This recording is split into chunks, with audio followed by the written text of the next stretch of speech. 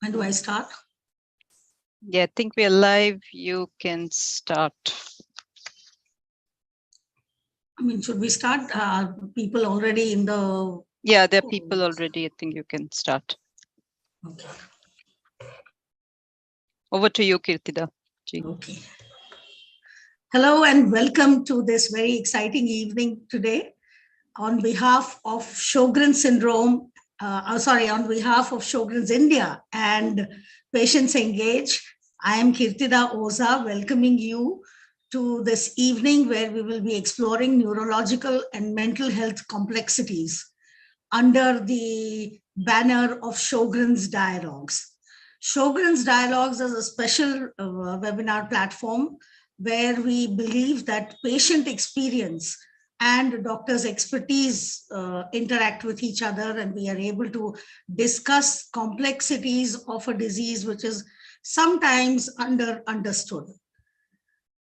Every year, 23rd July is celebrated as the World Sjogren's Day.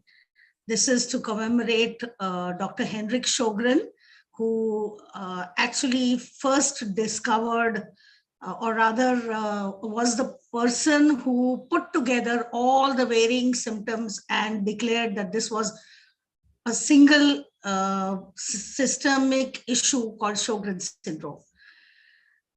So in his memory, the patient support groups all over the world, which are a part of the International Sjogren's Network, have decided to use 23rd July as an opportunity to raise awareness about this lesser known condition. Every year we do some special events. This year we did a social media campaign along with Patients Engage, and Sjogren's Dialogue is also a special event that we have as part of the World Sjogren's Day celebrations. Today evening, we have with us a panel of very eminent doctors. I am really looking forward to their sharing their knowledge with us, and we have collected a whole lot of experiences and patients from patients, a lot of questions which we hope we will get answers to during the evening. The problem with Sjogren's syndrome is that it is a multifaceted illness, and it requires multi-specialty doctors to deal with Sjogren's syndrome. Today, we will take a look at some of the specialties that we have to visit as patients. Not everybody has all these complications, but those who need to visit these people often are at a dead end as to what to do when they have unexplained symptoms. So let us hear from our panel of rheumatologists, cardiologists, and neurologists. What are the factors which we need to understand, and when do we go to which doctor? So we hope we will be answering some of those questions today. To begin with, I will just quickly talk about Sjogren's India. Sjogren's India, as many of you already know, has been working for patient empowerment since 2006, which is now almost 16 years. We have been working on providing education and counseling support for patients, networking with organizations in India and abroad, and basically raising the voice of the Sjogren's patient at whatever forum we are able to find place in. So Sjogren's India has been engaged in this activity for several years. Every year we've been doing different educational programs and events, and today marks the second of the Sjogren's Dialogues event, which, as I mentioned earlier, is a platform where doctors and patients together explore unexplored complexities of this systemic, chronic, complex disease. With that, I'd like to hand over to Aparna ji to talk about patients engaged and the rest of the program. Thank you, Kirtida ji. I think as Kirtida ji has said that today we are talking of a very interesting topic. And, we all know Kirtida ji for a while, but let me also quickly introduce myself. I'm Aparna Mittal. I'm founder of Patients Engage, an alumnus of IIM Calcutta, and after 25 years of experience in technology across multiple sectors, I founded Patients Engage, a social enterprise in 2014. As some of you might know and others will not, I'm extremely passionate about patient engagement and patient empowerment and the importance of patients being seen as partners, patients and their family members being seen as partners in care. The objective of Patients Engage really is to be an online platform for patients dealing with chronic disease and for their caregivers to share their personal experiences, information, and learn from each other, and really to make day-to-day decision-making, critical decision-making processes easier, and to collaborate and work proactively with the healthcare stakeholders to enable this. Our three pillars are inform, engage, empower, and we believe very strongly in clinical and evidence-based information and supportive care information by professionals. Also believe in lived experiences of patients and their caregivers. We have been actively working on engaging with the public, with patients of various conditions through social media, through webinars, through our website. And we work both with experts who are experts because of their lived experience, as well as with healthcare professionals. And as I said, our objective is to enable people to make better decisions for better health-related quality of life outcomes, as well as to learn to actively engage with the stakeholders. The basic premise always is that no one should need to fight their condition alone. They should always be supported. And we work collaboratively with existing patient groups. We are not kind of trying to replace those. And so as part of that, we've been working with Sjogren's India for many years. And this is one of the flagship events we are doing with Sjogren's India this year. We have content in English, but also a large part of our content is in Hindi, and we've also done in a few other languages, but not enough.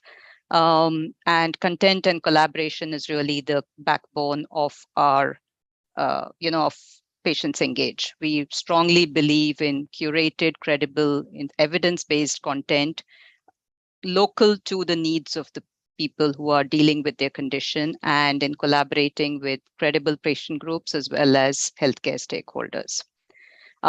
If you want to know more, you can reach us you can check out the website at patientsengage.com. You can reach us on our social media pages. We are active on Facebook. We are active on Twitter, Instagram, YouTube, and on LinkedIn as well. And if you want to email us, you can write to us at editor@patientsengage.com. A couple of kind of housekeeping rules for today. The information that is being discussed here is information, and even if it's from a doctor, it does not replace a medical consultation because doctors will need to examine you clinically before they can make any recommendation. So please do consult your doctor for specific medical issues. This session is being recorded. If you are logged into Zoom, then you can post your questions in the Q&A box. If you are on Facebook or YouTube, you can post the comments, questions on the live feed, and we will pick it up. We are on both Patients Engage Facebook and YouTube, as well as Sjogren's India Facebook feed. You can contact Sjogren's India. WhatsApp number is there across +91 82 007 and the email ID is sspatientgroup.india@gmail.com. And again, you can write into us at editor@patientsengage.com. And at any point, this is a long session. It's a 3-hour session. We have planned for a couple of bio breaks, but at any point, if you need to stretch your legs, you need to take a break, please do so. And, we do recognize that people with chronic illnesses do go through difficult times. So it is important to recognize that. We've also asked you a quick question on Zoom for those of you who are on Zoom as to what city you are currently in. So if you want to share that, just to give us an idea of where all people are logging in from. And the same you can put on the Facebook feed or on the YouTube feed. So just mention your city over there. I think that's about it as far as the intros is concerned. Kirtidaji, over to you. Or do you want me to introduce Dr. Dharmanand? Okay. So we are very privileged to have with us Dr. B.G. Dharmanand, President of IRA, also from Manipal Hospitals. He will share his opening remarks, and I think it is an extreme honor for us. Quick background: he did his undergraduate training from Madurai Medical College, MD in internal medicine at Mysore Medical College, and DM in rheumatology from the prestigious Madras Medical College. Started one of the first rheumatology departments in a private hospital at Manipal Hospital, Bangalore in 1997. Founder director of Chandri Immunology and Rheumatology Center from 2007. Trained more than 10 rheumatologists, organized many CME programs for doctors, including 5 national CMEs, published research, authored chapters. I think we can go on and on, but we will use the time to listen to you. So welcome, Dr. Dharmanand. Thanks for taking the time. And, we look forward to listening to you. Good evening and greetings from me personally and also from Indian Rheumatology Association. And Sjogren syndrome, as Mrs. Oza was telling, is a disease with many phases. It can present to an ophthalmologist with dry eyes, a dentist with dry mouth and bad teeth, and a cardiologist with hypotension and tachycardia, to neurologists with various neurological problems, to a rheumatologist with musculoskeletal symptoms, and dermatologist with skin problems. So we need a doctor to put all this together and who knows about its complications, and be as a primary doctor who provides the global care. That is rheumatologist for you. And Indian Rheumatology Association is an association of rheumatologists of India. And I happen to be the current president. And I extend my greetings and wishes to all of you. And I appreciate Mrs. Oza's leadership. She was probably one of the first person to start a patient support group in India. And that has started a movement. Now we have patient support groups in many diseases which come under rheumatology umbrella. And Indian Rheumatology Association has been off late, and Dr. Debashish has logged in. Under his presidency, we started getting interest in patient education and patient support. And at this moment, we try to organize meetings in our own meetings where we provide education to rheumatologists, continuing medical education to rheumatologists. We invite international speakers who specialize in Sjogren syndrome and various diseases to give us lectures. And every rheumatologist in wherever they are, all over India, they provide the patient education and patient support in their small way.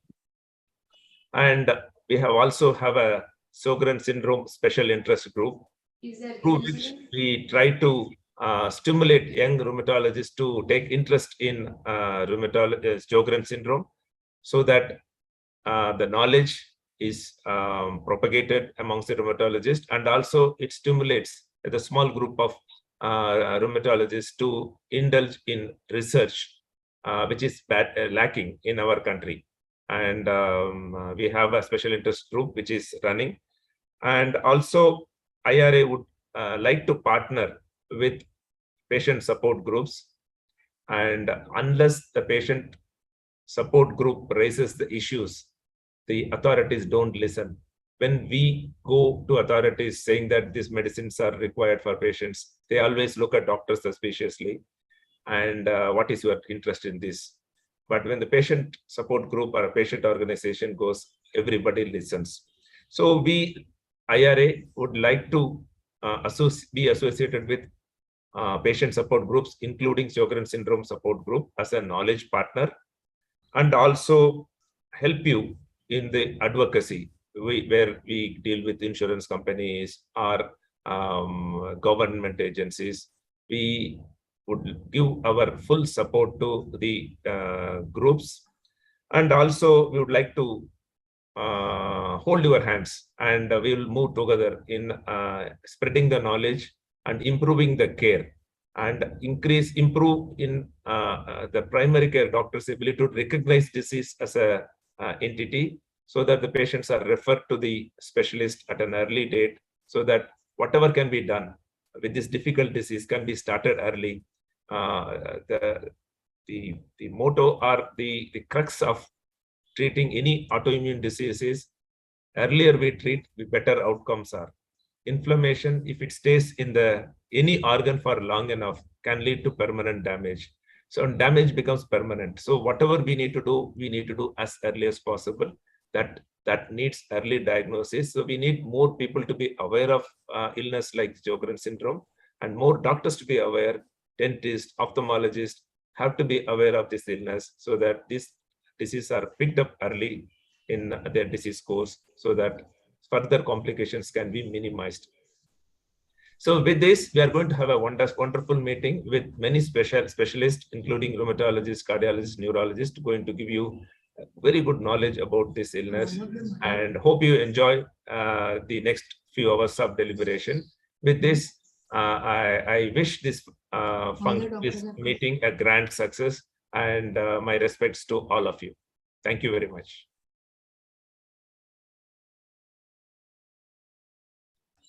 Thank you so much, Dr. Dharmanand, for being with us on this momentous occasion. And I'm also very glad to see that Dr. Danda has joined us even while he is at the airport trying to board a flight. So thank you, Dr. Danda, for being with us today. I suppose it will not be possible for you to speak from there, but I'm glad you've at least joined us from wherever you are. So we will soon hear your recorded message to us. So thank you for being here.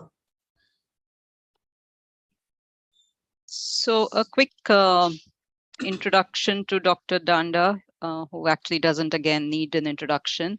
Dr. Debashish Danda is the President, Asia Pacific League of Associations for Rheumatology, APLAR as it's called. It's not Manipal Hospital, CMC Vellore. He's MBBS, JIPMER, Pondicherry, MD General Medicine, DM Clinical Immunology and Rheumatology, FRCP London. Advanced training in rheumatology from the Royal Adelaide Hospital and the Queen Elizabeth Hospital, University of Adelaide, Australia. International Fellow of American College of Rheumatology, FACR. Fellow of National Academy of Medical Sciences, India, FAMS. Professor and founder of the Department of Clinical Immunology and Rheumatology at Christian Medical College and Hospital, Vellore, India. Immediate past editor-in-chief of International Journal of Rheumatic Diseases, and immediate past president of Indian Rheumatology Association. Hundreds of publications in his name. Let me quickly share his video that he has just kindly recorded while he's been running from different parts. Let me just.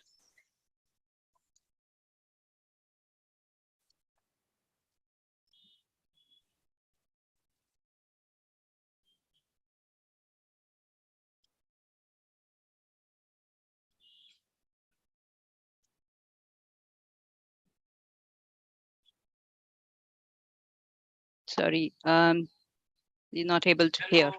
I am Dr. Debashish Danda, Professor of Rheumatology, Christian Medical College, Vellore. I'm happy to observe the World Sjogren's Day along with the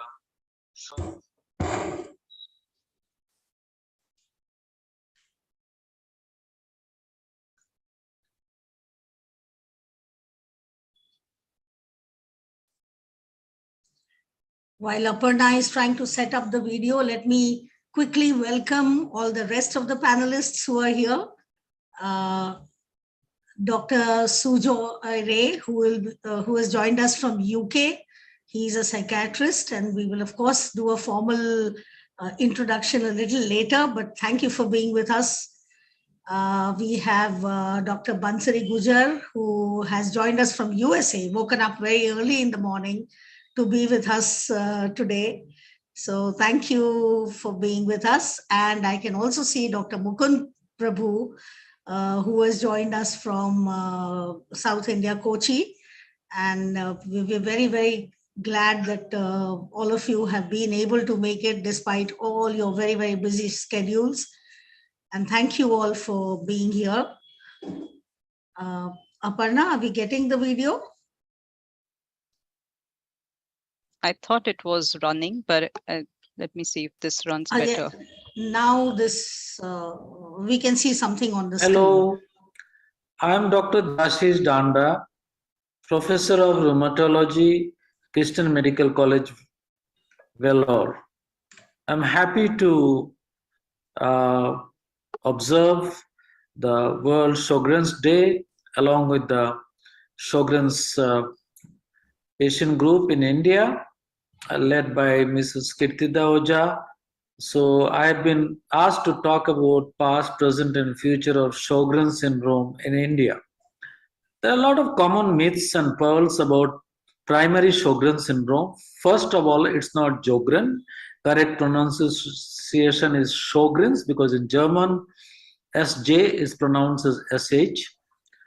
The first three important myths of the the first one is people think it's essentially a dry eye, dry mouth syndrome.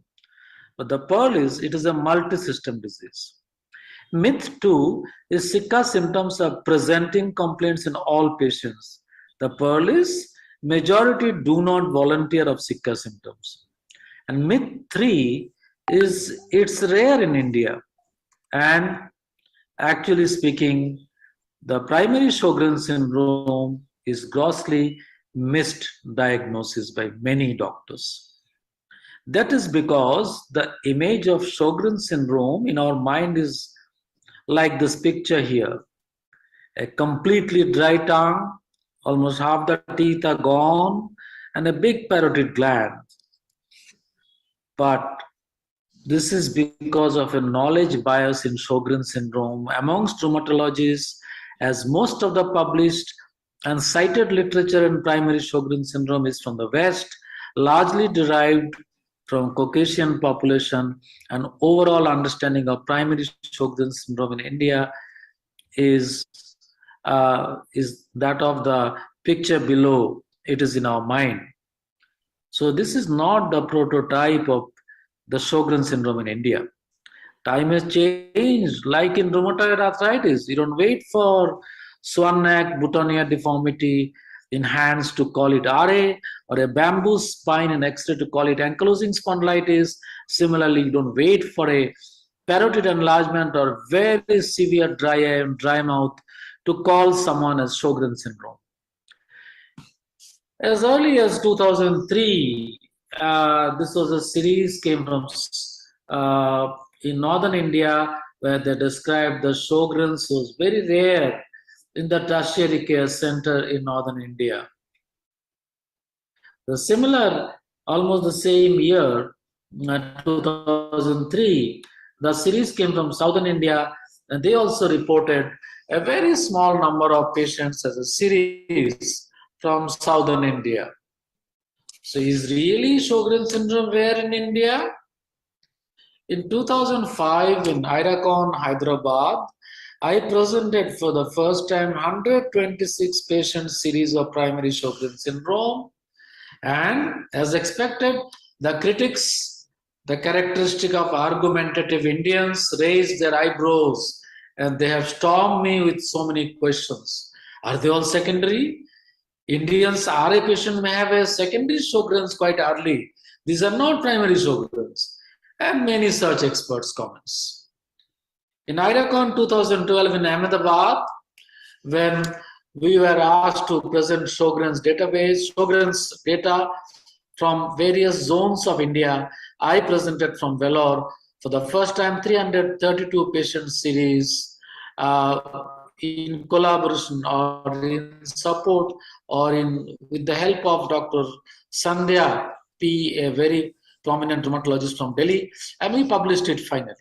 We published it in an open journal of rheumatology. It's indexed in PubMed. You can all see it. And imagine it has gone through so many journals because people are very skeptics. Because we ourselves had published in a textbook by Robert Fox along with Dr. Mishra and Sapan Pandya now many years back that Sjogren's is rare in India based on the two series which I have mentioned to you. But this series we have described 332 patients, and there are many features like our patient had younger by age by almost a decade than the Western population.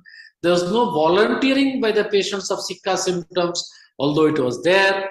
There was less of Raynaud's, probably because of our climate and skin complexion, and there was lesser lymphoma. In addition, only 1/3 of our patients had multi-system disease, high auto-antibody like Rho and La positivity, and the other systemic complications. But 2/3 of Sjogren's had mild, non-multi-system symptoms like very mild Zika symptoms or joint symptoms, etc. So then, after publishing this, we were surprised to get a mail from the Sjogren's big data group. And since then, we are looking, since then, there is no looking backward. I'm sorry about the typo. So, from a journey of disbelief, we came to the reality of Sjogren's syndrome in India. So, Zika symptoms in our other detailed study of 275 patients from Vellore, which was published, we found almost half the patient did not actually complain Sjogren's syndrome when there is a provisional diagnosis was in half the patients, and the Zika was complained in only about 12% of the patients. And PSS was diagnosed best by the rheumatologist as expected in about 64% patients, and ophthalmologist and surgery because of the parotid biopsy could also diagnose with high success rate. The patients do not volunteer Zika symptoms in spite of having it by objective test is the most important message from this series that we have published. So this is something we wanted to convey to each of you, that many of us Sjogren's do not volunteer of Zika symptoms on direct questioning. The Zika symptoms are less in Indian patients as compared to Caucasians. The Big Data Sjogren project, which I have mentioned, is a consortium of, now it is about 12,000 plus patients. At that time, it was 8,310 patients from all the continents and 20 centers. And there was dry eye and dry mouth was, even after objective features, was present in between 75 and 83% of patients. There are more than in 90% of whites and blacks and Hispanics. There's also a prospective study. Objective signs of dryness was present in more than 90% of patients, and telltale features such as dental caries was present in more than 60% patients. However, this series from another center, not in Vellore, has shown that even their patients, 40% of the patients did not complain of Zika symptoms. So why is the Zika symptoms are less commonly volunteered or complained by the patients, Indian patients with PSS? It's possibly because the perception about the illness may not be particularly perturbed by the Zika. Most patients may not be particularly perturbed by sicca in the face of other systemic features, and there is no temporal relationship with sicca. The humoral relationships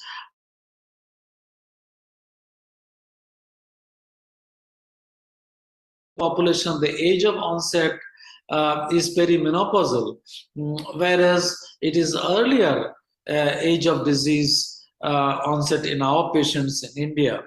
And maybe our women also in India have a little earlier menopause. The wordings of questions, if you ask them direct question of dry eye, they may not say. If you ask them if there's this grittiness or sandy feeling in the eye, they may say yes. Similarly, on direct questioning of dry mouth, they may deny. But if you say, do you carry water with you? Do you have sticky saliva? Do you have premature loss of teeth and frequent gingivitis and caries teeth? They will say yes. So that is another important way of do not get a positive response by direct questioning. And occult primary Sjogren's is very important. Extraglandular features can sometimes predate occurrence of sicca symptoms. So this is also important. And association of sicca symptoms. In sicca cohort, the dry mouth, dry eye symptoms did not show a significant association with presence of lymphocytic infiltration in the biopsy of the minor salivary glands. And there was no association also with anti-SSA or Rho or anti-SSB antibody and ocular signs. So the symptoms did not correlate very well with the pathological or more objective features. So to diagnose primary Sjogren's early, the patients do not volunteer sicca symptoms. Negative response even on enquiry may be there, and telltale features like caries, long-standing, non-deforming inflammatory polyarthritis may be clues. Primary Sjogren syndrome often are misdiagnosed as rheumatoid or lupus or a mild lupus. Sicca features may not be obvious in them, or they are not inquired about properly by indirect questioning, which I have mentioned. And all ANA positives are not lupus. Like all rheumatoid factor positive people are not rheumatoid arthritis, we have to also apply the exclusion criteria, rule out hepatitis C, sarcoidosis, IgG4 related disease, etc. before diagnosing Sjogren syndrome. Predominant systemic features are important in lupus and systemic vasculitis, whereas in Sjogren's there may be subtle signs and symptoms. So in India, the Sjogren syndrome has a younger age of onset, at least by a decade compared to Western population. The commonest initial presentation may be musculoskeletal, like aches and pains. Sicca is rarely the presenting feature, especially by direct volunteering by the patient, though it may be objectively present in the majority. The varied presentations and hence delayed diagnosis is therefore likely in Sjogren syndrome. Low prevalence of Raynaud's, cryoglobulinemia, and hyperglobulinemia are other features of primary Sjogren syndrome in India. Seropositivity has a good association with major systemic features and milder forms, which are usually seronegative. So SSA, SSB positivity or rheumatoid ANA positivity may be more associated with those Sjogren's patients with major systemic features involving major organs. Whereas in the minor symptoms like sicca or joint symptoms or aches or pains, they may usually be seronegative. And most patients do well with hydroxychloroquine and methotrexate alone, unless there are multi-system involvement. So Sjogren's big data group, when we have been involved with them, we have found that it is the better awareness which is more important. The newer diagnostic and classification criteria are coming, and newer disease assessment tools are also coming, like ESS DAI and ESS PRI, which patients can also report ESS PRI. The newer drugs, including many biologics, are also coming up in Sjogren's syndrome management, and overall the outcome is expected to be better over the years. So, all of you know this lady, and why I'm showing this picture? This is because she suffers from Sjogren syndrome. So it doesn't spare even the top sports stars or celebrity or anyone. Thank you very much for patient hearing.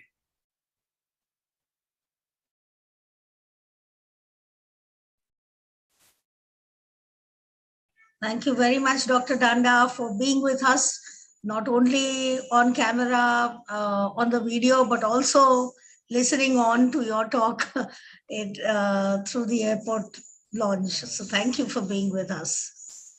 So we move on to the next session.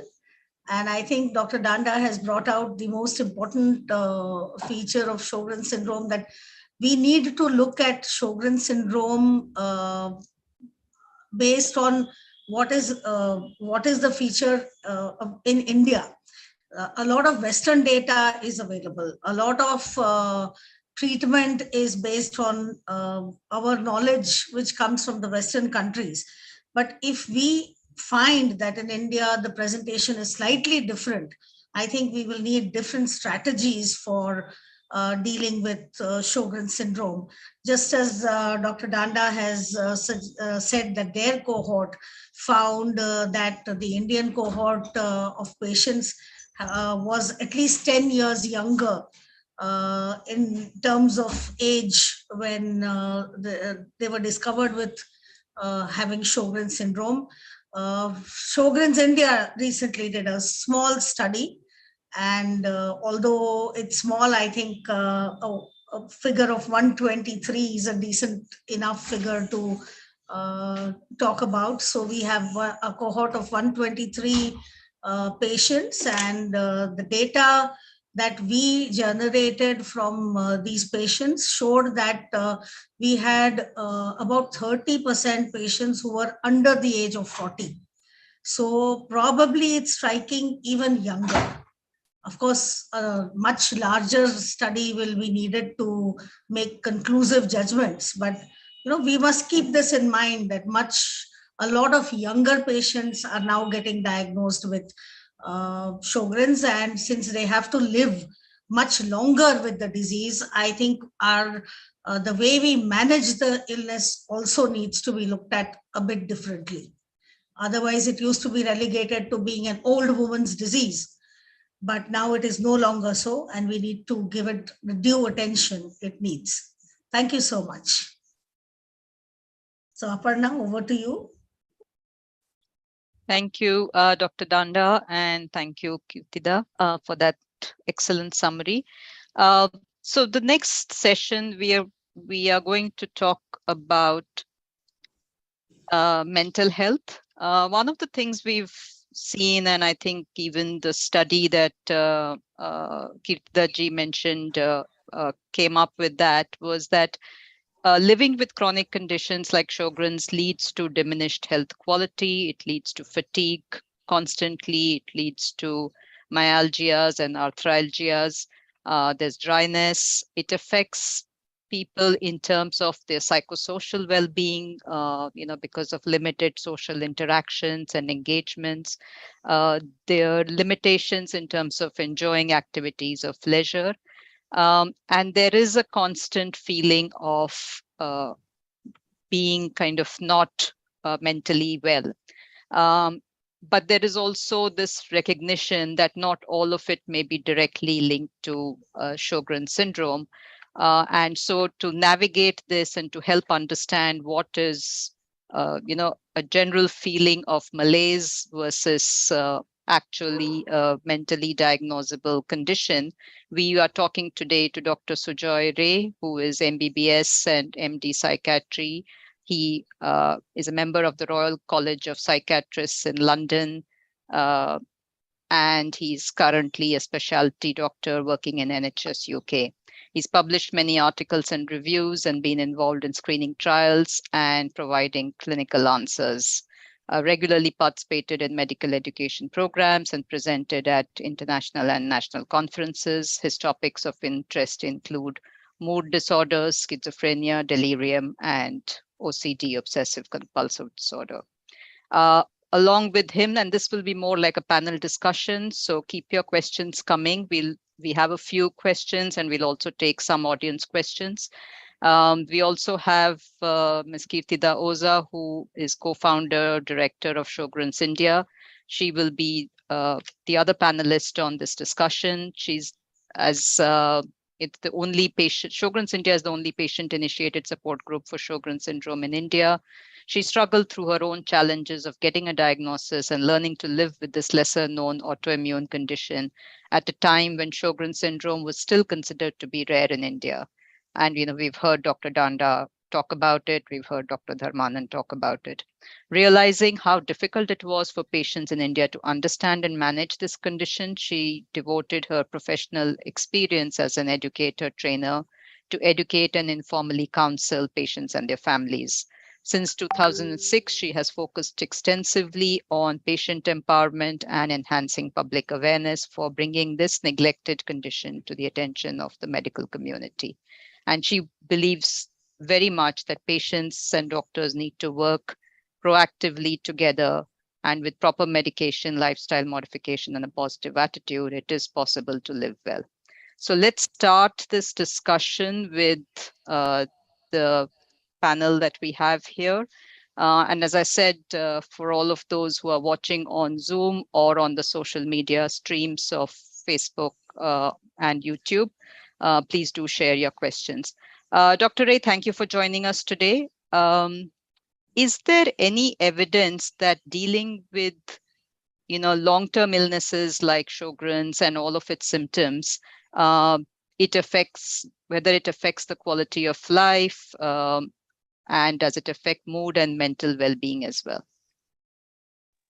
Yeah, so thanks Aparna ji and Kirtida ji for having me.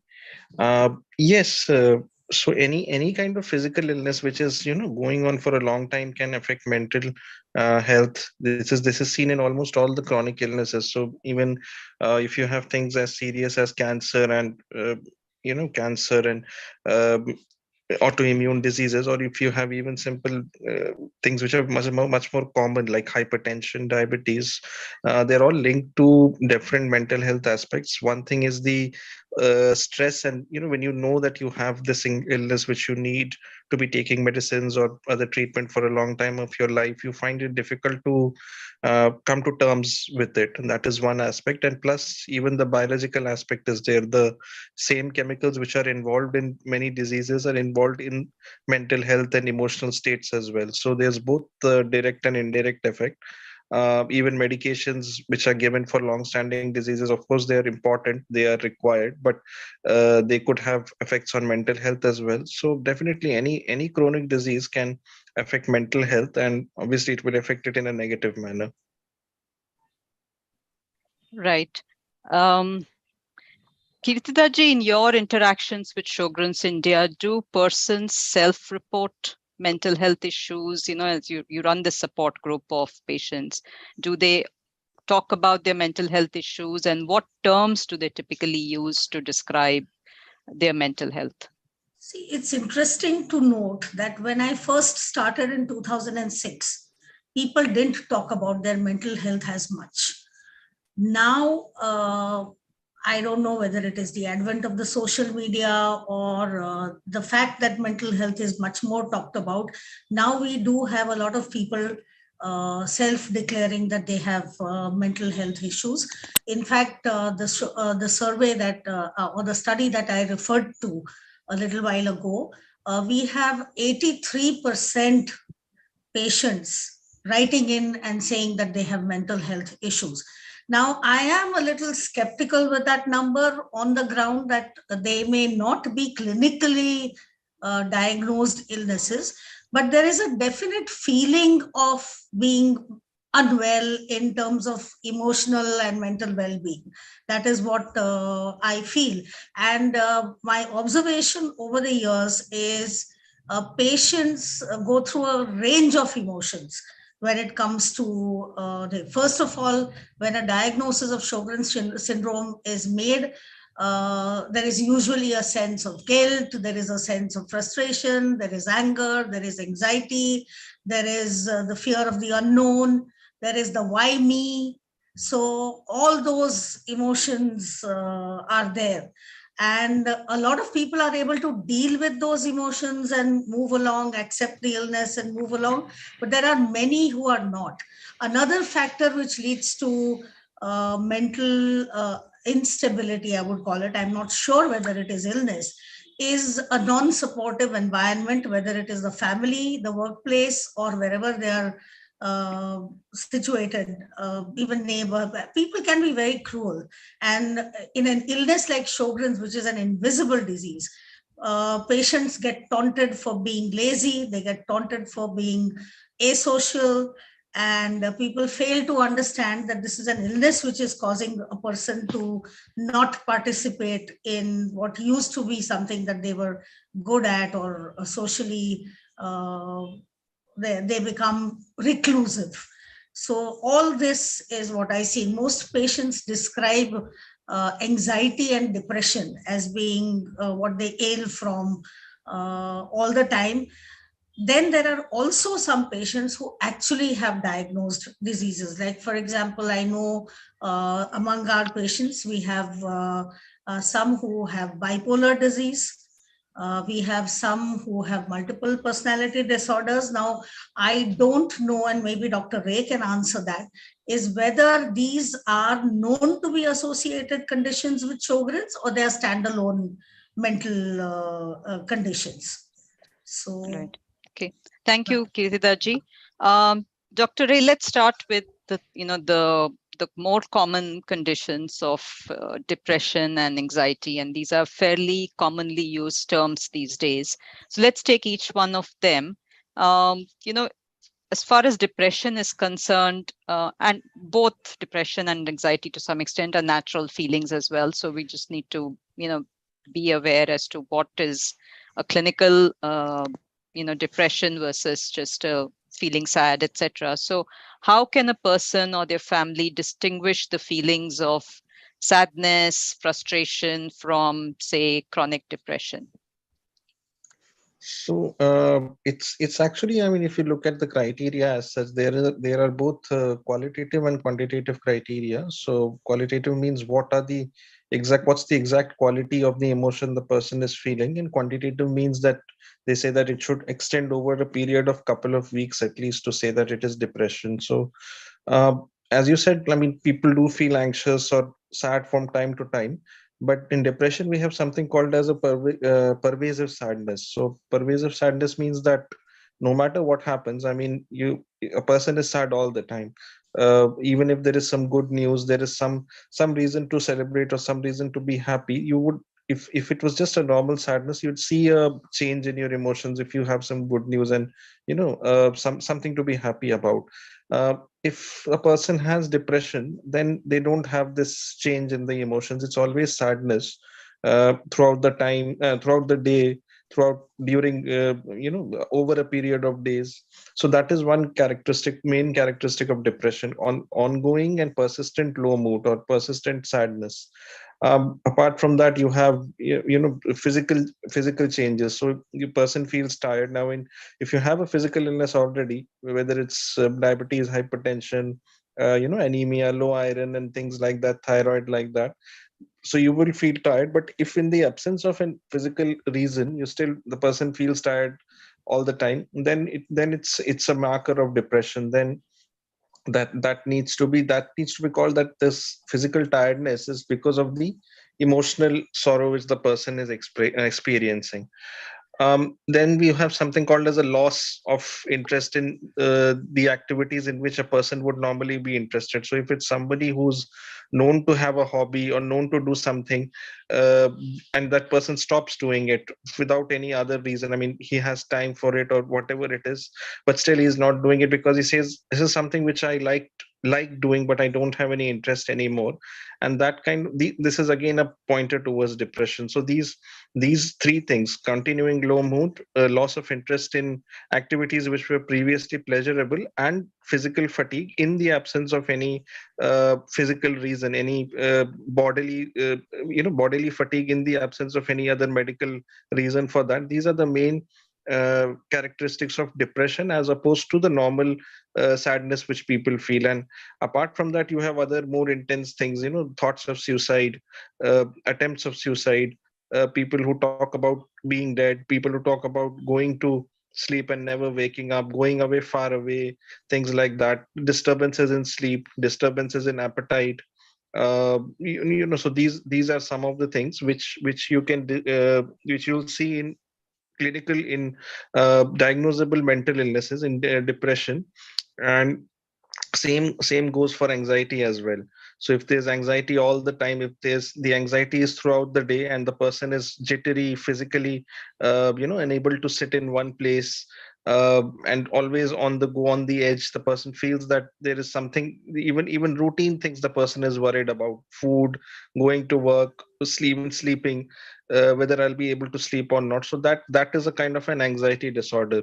So these are some of the things which differentiate from a normal ups and downs which we have in our life. But it takes, I mean, this is what people should be watchful of. It's sometimes it's difficult for people. They may attribute it to anything, but if there's no other reason around, and you know that this person has changed from what he or she used to be, then I think it's better to ask the person what exactly he feels, because not many people will come come forward with these symptoms. It's considered it. They may feel that, if I say to other people that I'm feeling suicidal, and what is the other person going to think about it? So I think it's important to talk openly if you see these symptoms, and ask the person straight away. This is something anybody can do. Not only, as you said, questions can be asked by relatives and people around them. It doesn't even need to have a psychiatrist. But yes, of course, later on, they would always see a doctor or a counselor or a therapist or a psychiatrist to find out what is the best way to treat it. Right. Thank you, Dr. Ray.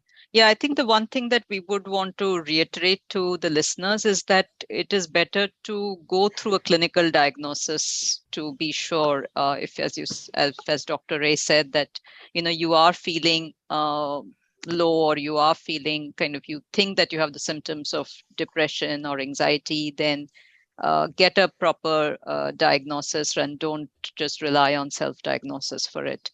The question that also comes, I think Kirtaji also mentioned specific couple of people with bipolar and multiple personality disorder. Again, is that related? Is that not related? Do they just happen to coexist? Is there any data on that?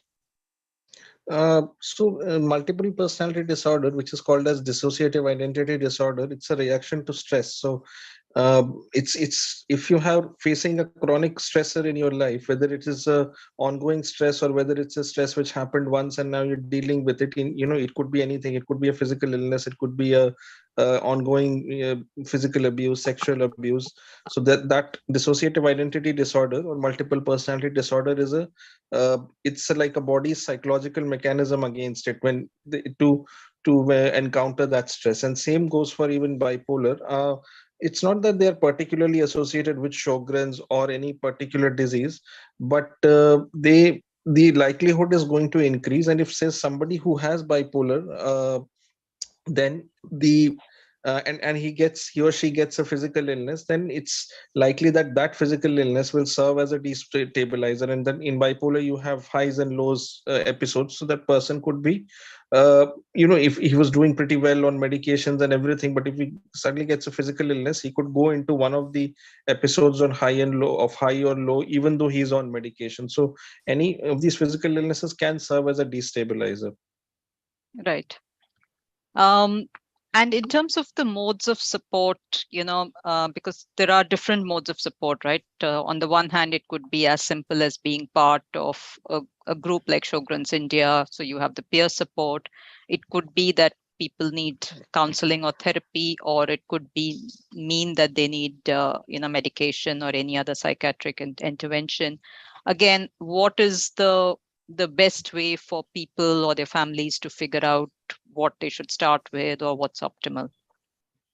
So it's best to always seek help from the doctor, and usually it will be the doctor would himself or herself refer the person to a psychiatrist if he sees that there are signs of mental health illnesses in that person, and it depends on the intensity of the disease.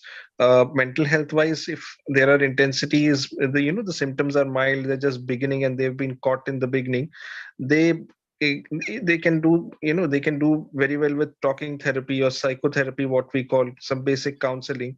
If that doesn't work, there are always medications to treat, and how much medications to give, what medications to give, that depends on the, again, intensity of the disease, and it's a decision between the doctor and the patients.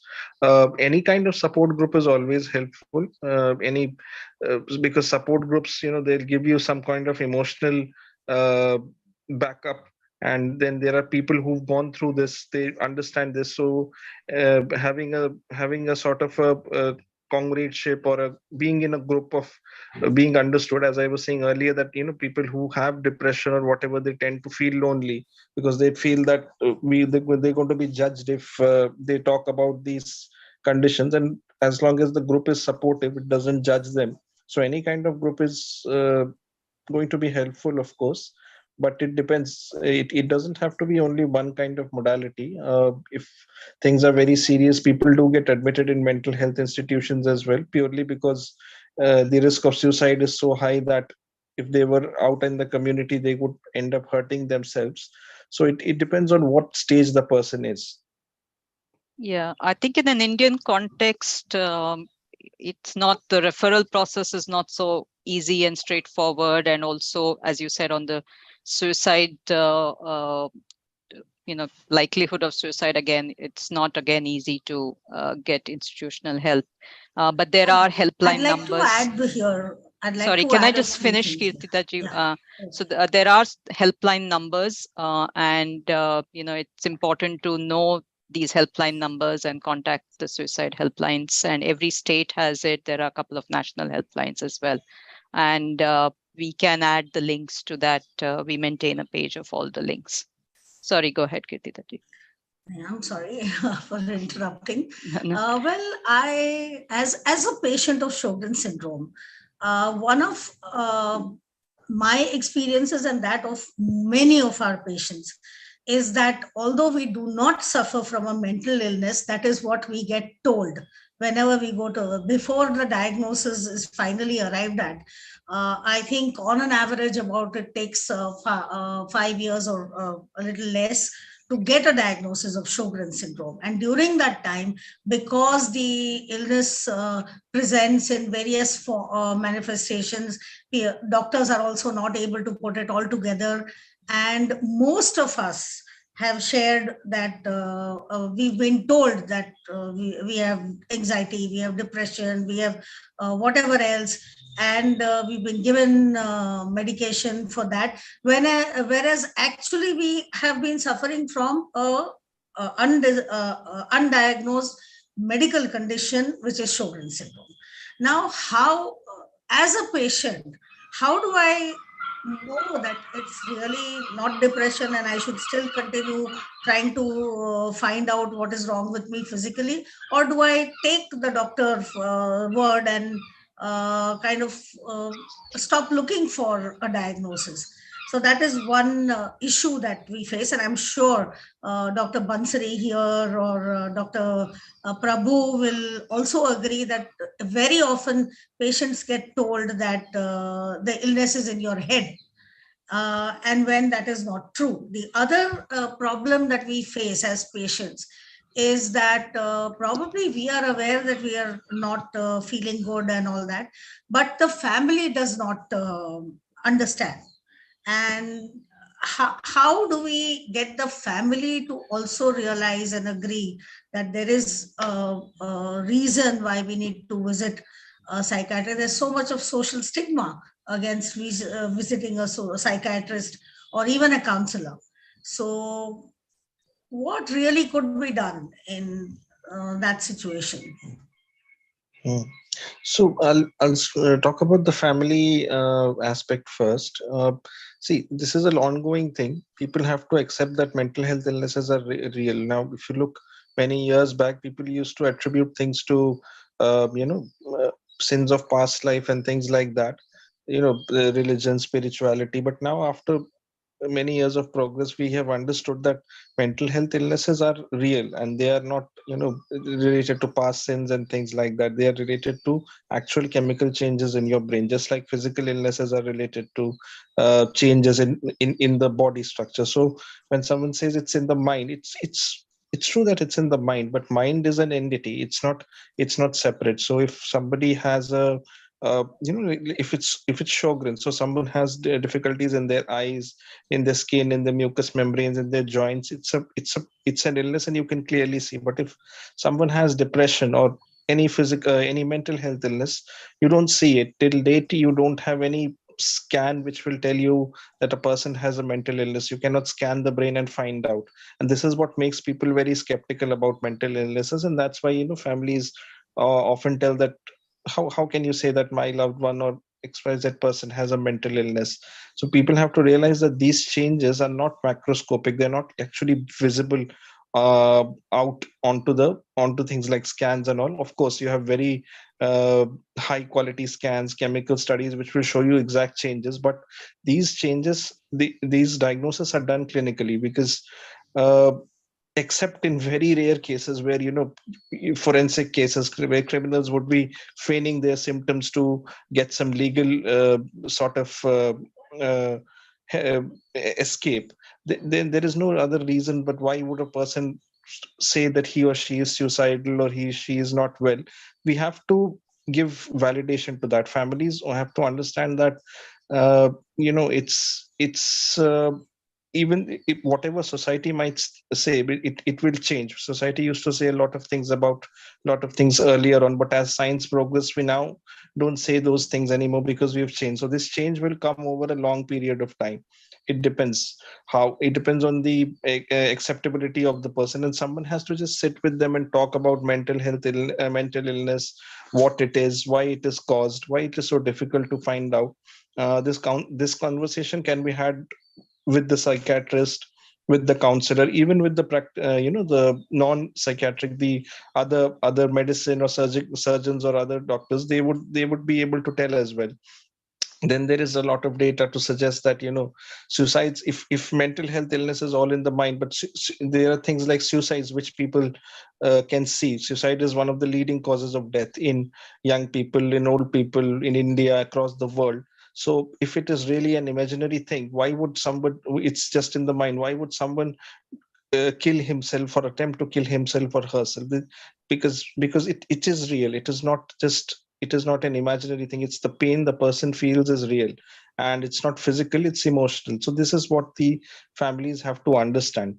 And as I said, it will take time. It depends on person to person. It's not really, I mean, sometimes people don't want to believe in it. Sometimes people think that what could be the treatment? Does depression mean that you're going to be rehabilitated and institutionalized for life? So no, it's not. That also has to be made clear, that most of the cases or most of the diagnoses are usually mild. They will get rectified with the proper treatment. So it's usually it's the fear that the family has, that what is going to happen to my loved ones, and what's the prognosis. And it is true that a lot of mental health illnesses need long treatment. So that has to be spoken to, and each case is different. Each person, as I was saying, if the person's symptoms are mild, they can be treated in a different way. If they are more intense, they need more treatment, maybe admission into hospital, and that has to be explained to the families. And then later on, of course, it is they who have to understand, and the understanding will take time. They'll ask a lot of questions. They'll ask data. They'll ask, you know, what's the scientific basis for this and that has to be explained to them gradually. um, Secondly, about what you said earlier on about you know, doctors providing a diagnosis to a person, and whether it's whether it's a part of a physical illness or not. So as I was saying, that the mental health illness can come up as a part of a physical health illness. It could be a separate thing as well. It's just that any physical health illness will increase the chances of being diagnosed with a mental health illness as well. And it doesn't matter whether it's come before, it's come after. If you have symptoms, if you have criteria, and you know that this person really, if not treated, is going to harm himself, take his life, or there are risks associated, you would go, even you won't see the cause of the disease. You would treat the disease by its symptoms and its intensity. So anyway, you would definitely, I mean, the psychiatrist would definitely prescribe the required medications or the psychotherapy. So it really would not matter much. As far as a diagnosis is concerned, it is important, because if we do not give a diagnosis, it looks as if, the doctor is not really confident of the situation, and then giving medications is not justifiable. But there are again many people who do not meet criteria for depression, do not meet criteria for whether it is schizophrenia, obsessive compulsive disorder, any particular disorder, but they need help and they are given the help, whether it is therapy talk, whether it is medications, and that can be easily justified in a doctor's note saying that, yes, we know that this is not diagnosable depression, but still we are referring the person for therapy, for counseling with the person's consent, and the person's willing to do it, and then that is helpful. So as long as we know what's the intensity of the illness and how to treat it, it doesn't matter if we actually give a diagnosis or not, or whether the illness came after the physical illness or it's a separate thing. That should not really be a problem. I mean, it does not take away anything. It does not change anything very much in the treatment, except that you just have to make sure that you are monitoring the person. And of course, nobody should be over medicated or given excessive treatment when they don't really require it. Thank you. Dr. Ray, I will add one thing, and we will come back to this later again, because I think one of the things we've realized, and Kirdaji, I'll mention based on our own experience as patients engage, where we have probably spoken to or done lived experience interviews with probably over 750 people across various conditions. And the one thing that I always tell people is that if you think something is wrong, please pursue it, advocate for yourself. Doesn't matter if people think that you are being anxious, doesn't matter if people think you are asking too much attention, you're attention seeking. Please do advocate for yourself, because the range of conditions for which people are often then diagnosed, if they pursue their, if they listen to their own body and pursue a diagnosis, is quite wide. And, we've even had people with heart failure who were not taken seriously. We've had people with cancer who were not taken seriously. So I think the one thing that I always tell people is don't Google every symptom, but please do, kind of advocate for yourself. And there are ways and norms. Reach out to support groups, find out what's working, what's not working, and use platforms which are good, credible platforms to look up your information or to ask for help. That is the one thing that I did want to add. The one question I had actually wanted to turn it back to you, Kirtidaji, is what is the role friends and family can play to support the patient? I think the most important factor in managing a disease is having a supportive environment, whether it is the family, the social circle that one interacts with, the workplace environment. And that has a tremendous effect on how the person is able to manage their disease. So there is no dispute about the value of a supportive environment. What unfortunately happens in a country like India is that in a largely patriarchal system that we follow, women's illnesses are, as it is, taken very lightly. They are not given the importance that they need, and women's illness, which is not really curable, a lot of families do not even think that it is worth spending money on and taking the patient to doctors, or in our case, there are so few rheumatologists, so a lot of patients have to travel long distances to meet rheumatologists and things like that. So, the first level of support that a person needs from the family is very often missing. In an Indian context and probably the world over also, women are mostly supposed to be responsible for managing the houses, the cooking, cleaning, looking after children and older people and things like that. And when those responsibilities get hampered due to the illness, the woman is considered and blamed to be a shirker, being lazy, and there are so many other adjectives which are flung at her. And being fatigued is one of the most understood symptoms. So any woman who complains of being tired is considered to be lazy, or nobody really takes that as a debilitating symptom. So with all that kind of situation, it is very difficult for women to look after themselves in an environment where they are constantly supposed to be looking after others. Let's not just talk about women. Let's talk about the men with Sjogrens. And in our countries and in most other countries, they are primarily responsible for being the breadwinner of the family.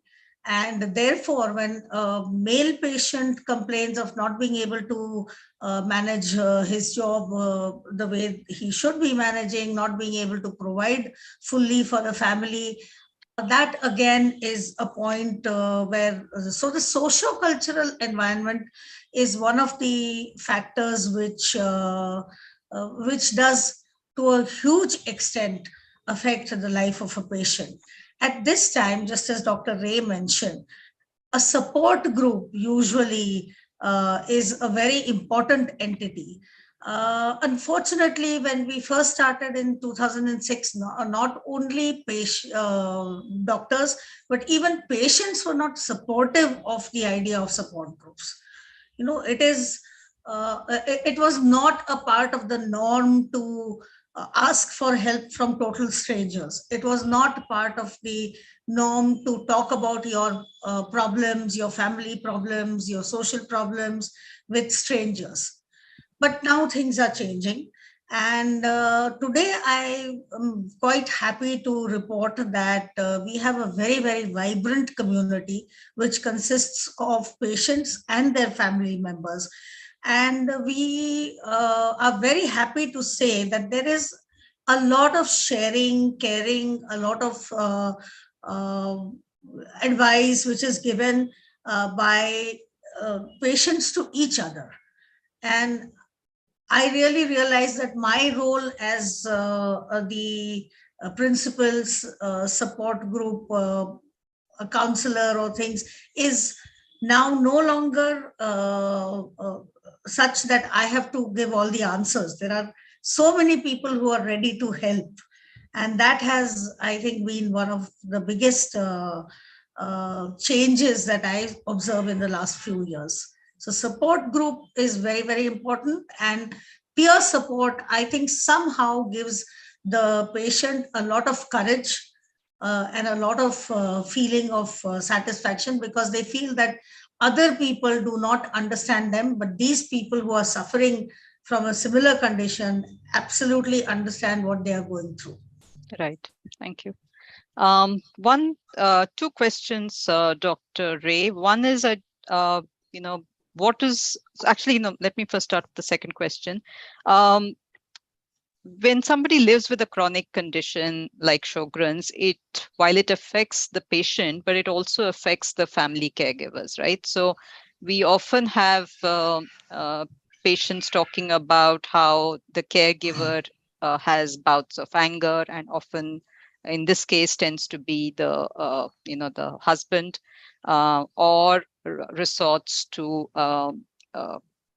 substance abuse. Is that again a sign of the caregiver needing some support for mental health? And again, what would you suggest for them? Yeah, of course. So if anybody is feeling burnt out, stressed, and is using means like alcohol, which is which are unhealthy coping means, isn't it? I mean, in the short term, alcohol can just calm a person down, but we all know that prolonged alcohol use has so many ill effects. So if someone's using those kinds of means, and this was not usually expected from that person, then it is a a sign of stress.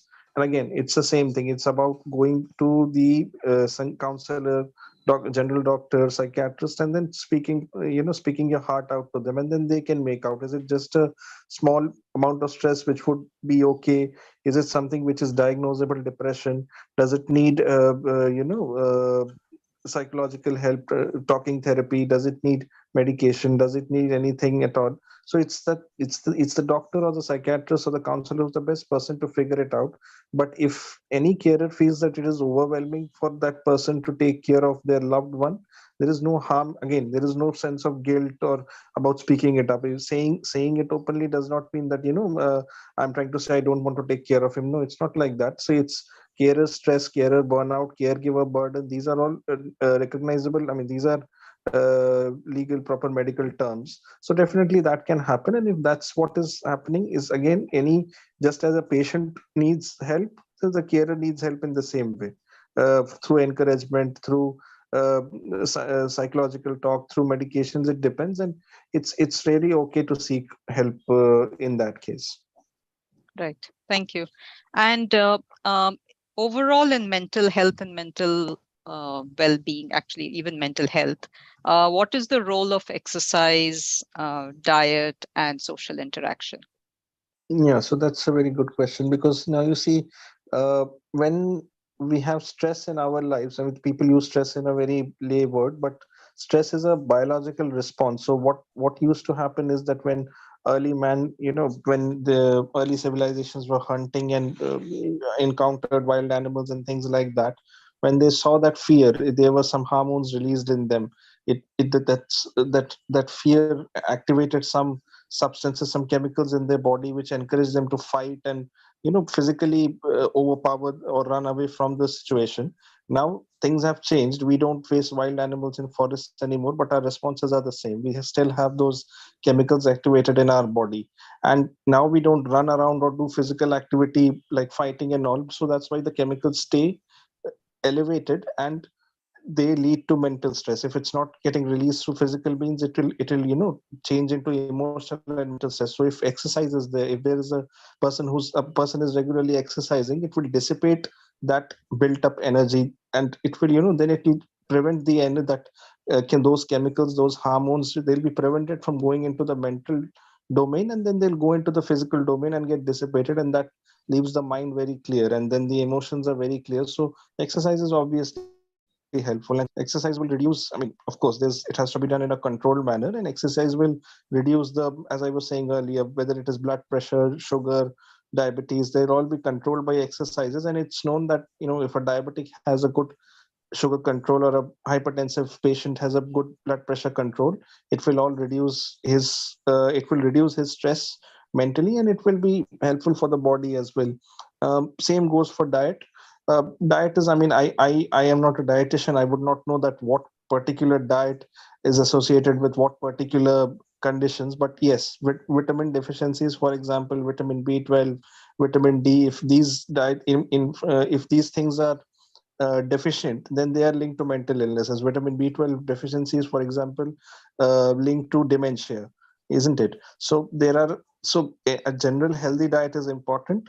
I don't think I don't know what kind of specialist diets are there, or for weight loss and all that. But I would say that if you have to have a good mental health, the general home cooked food and simple diet in the correct quantity as required is important, and that is the that's really healthy in all aspects of life, whether it is physical or mental health, and social interaction as well. So social interaction, the more you talk to people, you'll be surprised to find out how many people have actually had suicidal thoughts, how many people have had mental illnesses, difficulty sleeping, or people know relatives and know friends who've had all this. So then you realize that you're not alone in the world. You realize that what I was thinking of earlier on, that it's really shameful to be depressed. It's not like that. I again, I don't remember the statistics exactly, but depression is rising, schizophrenia, whatever it is, a lot of mental health conditions are rising. And if you do have social interaction, you first of all find out that this is not something shameful, and this is something, common. This is something which is becoming increasingly common. So that way, social interaction is helpful. It shows you're not alone in this. And then the more you speak, the more you get to know that what are the different ways. Of course, going to your doctor is the most important thing, but get to know about support groups, you get to know about strategies with other people use to cope, and they can be helpful to you as a person who's coping with mental illness. So Right. again, all these three things are very important. Yeah. Thank you, Dr. Ray. I know we are kind of at the end of our session. Kirita ji, you have anything else that you would like to add? I know Dr. Sarath Menon's just joining. Welcome, Dr. Menon. So basically, I just wanted to add to the point that Dr. Ray said about the caregiver. And I think the caregiver also is very important. And if the caregiver is feeling unwell, they are not able to provide the support that patients need. A few years ago, we did an interesting workshop with patients and caregivers where we divided them into two different groups. And we had intensive dialogues with each group. And that is when we realized the emotional burden that the caregiver was carrying. Not only the patient, so I always say Sjogren's is a disease which affects families. It is not true that it affects only that individual who is diagnosed, because there are a lot of lifestyle changes which the family has to make. There are a lot of changes in so many things, whether you're planning a holiday or whether you're inviting some guests to your house just for dinner. There are n number of issues that have to be considered. So the caregiver has a lot of burden. Financially, they feel very burdened because medicines are expensive. There are so many hospital visits which need to be done. Tests and diagnostic procedures have to be done. So there is a whole lot of caregiver burden, and somehow that part is missed when we keep on focusing on the care and management of the disease on the patient. So at Sjogren's India, we have insisted that the community consists of not only the patient, but also a member of the family.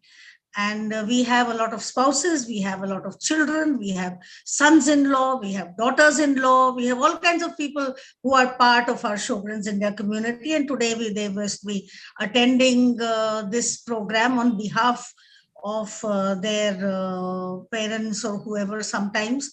So I think it's very important to recognize this, that it's a disease which affects the entire family. Right. Thank you. I am aware that, as I said, we are in time for the next session. So thank you, Dr. Ray, for your time. And I think this was a very useful session. We will be starting right away with the next session with Dr. Bansari Gujar. And if anybody would, like to stand up, stretch, move your hands around, please do that as well. Because as movement is always a good thing. So we're just going straight into the introduction for Dr. Gujar. Dr. Gujar is a practicing rheumatologist at the Rheumatology Associates in Baltimore, Maryland, US. Started her medicine MBBS in Mumbai, Terna Medical College. PG in internal medicine, MD at University of Illinois in Chicago, worked in a postdoctoral research position at the University of Michigan, conducting basic research, science research to better understand inflammatory pathways in rheumatoid arthritis. Faculty position at University of Michigan, provided medical care to patients with several chronic conditions with a particular emphasis on patients having undergone organ transplant and on chronic immunosuppressive therapy. Postdoctoral fellowship in rheumatology and clinical immunology at University of Maryland in Baltimore. Also pursued in parallel a master's in clinical research and worked on autoimmune diseases and chronic pain. She sees patients with a variety of chronic illnesses and autoimmune conditions, including rheumatoid arthritis, osteoarthritis, lupus, Sjogren, scleroderma, vasculitis, psoriatic arthritis, ankylosing spondylitis, fibromyalgia, etc. Very passionate about patient education and leads the Practices Wellness Initiative and serves as a president of the Maryland Society of Rheumatic Diseases. So we will now welcome Dr. Bansari Gujar and Dr. Thank you so much. Thank you so much for the kind introduction, and thank you for having me. I would like to share my screen, so I'm going to do that.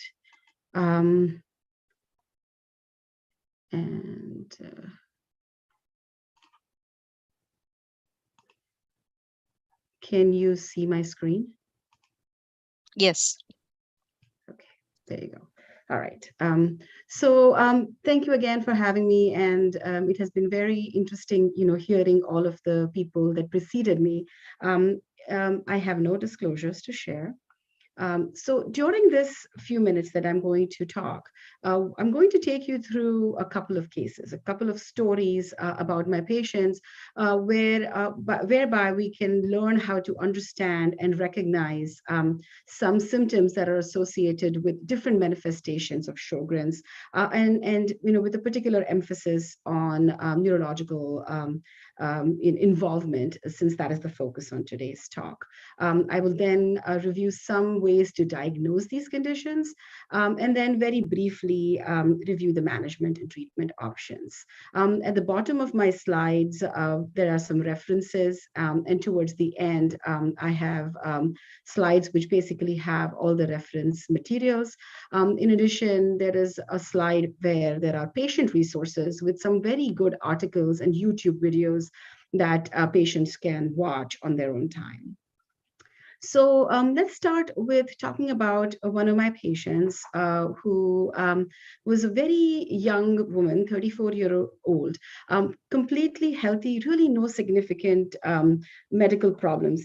She was a successful lawyer, ran a busy practice, also very physically fit and active, routinely ran half and full marathons. She then became pregnant and had a very uneventful pregnancy, and successfully delivered a healthy child.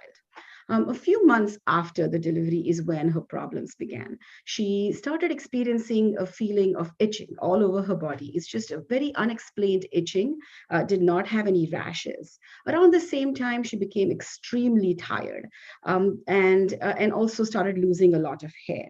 This was obviously concerning to her, so she presented to her primary care physician, her general practitioner, who evaluated her, felt that maybe these were some of the changes that her body was going through after having had a stressful event such as pregnancy, which does put a lot of physical stressors on the body, and said, well, your workup is pretty fine, and there's not much going on. However, she didn't feel better. She started having more symptoms. She started having tingling and numbness and pin-pricking sensations in her hands and feet. This became quite distressing to her. She then went back to her doctors, where they tested her for things like diabetes, things like thyroid abnormalities, things like vitamin deficiencies, which can contribute to these symptoms. All of that testing was normal. Symptoms continued to progress, and at one point, she described her symptoms as she felt like there were 1,000 bees that were stinging her all over the body. And it was very, very diffuse, very ill-defined where these sensations would occur. She went back to her doctors. They did some nerve testing, which was also normal. By this time, she is very down and depressed. She is unable to eat. She feels full after a few bites. She loses weight. She's unable to sleep very well. In addition to being tired, she also experiences joint pain, muscle pain. So again, she goes back to the doctors. She has blood testing again, some basic blood work, and is being told that everything is normal.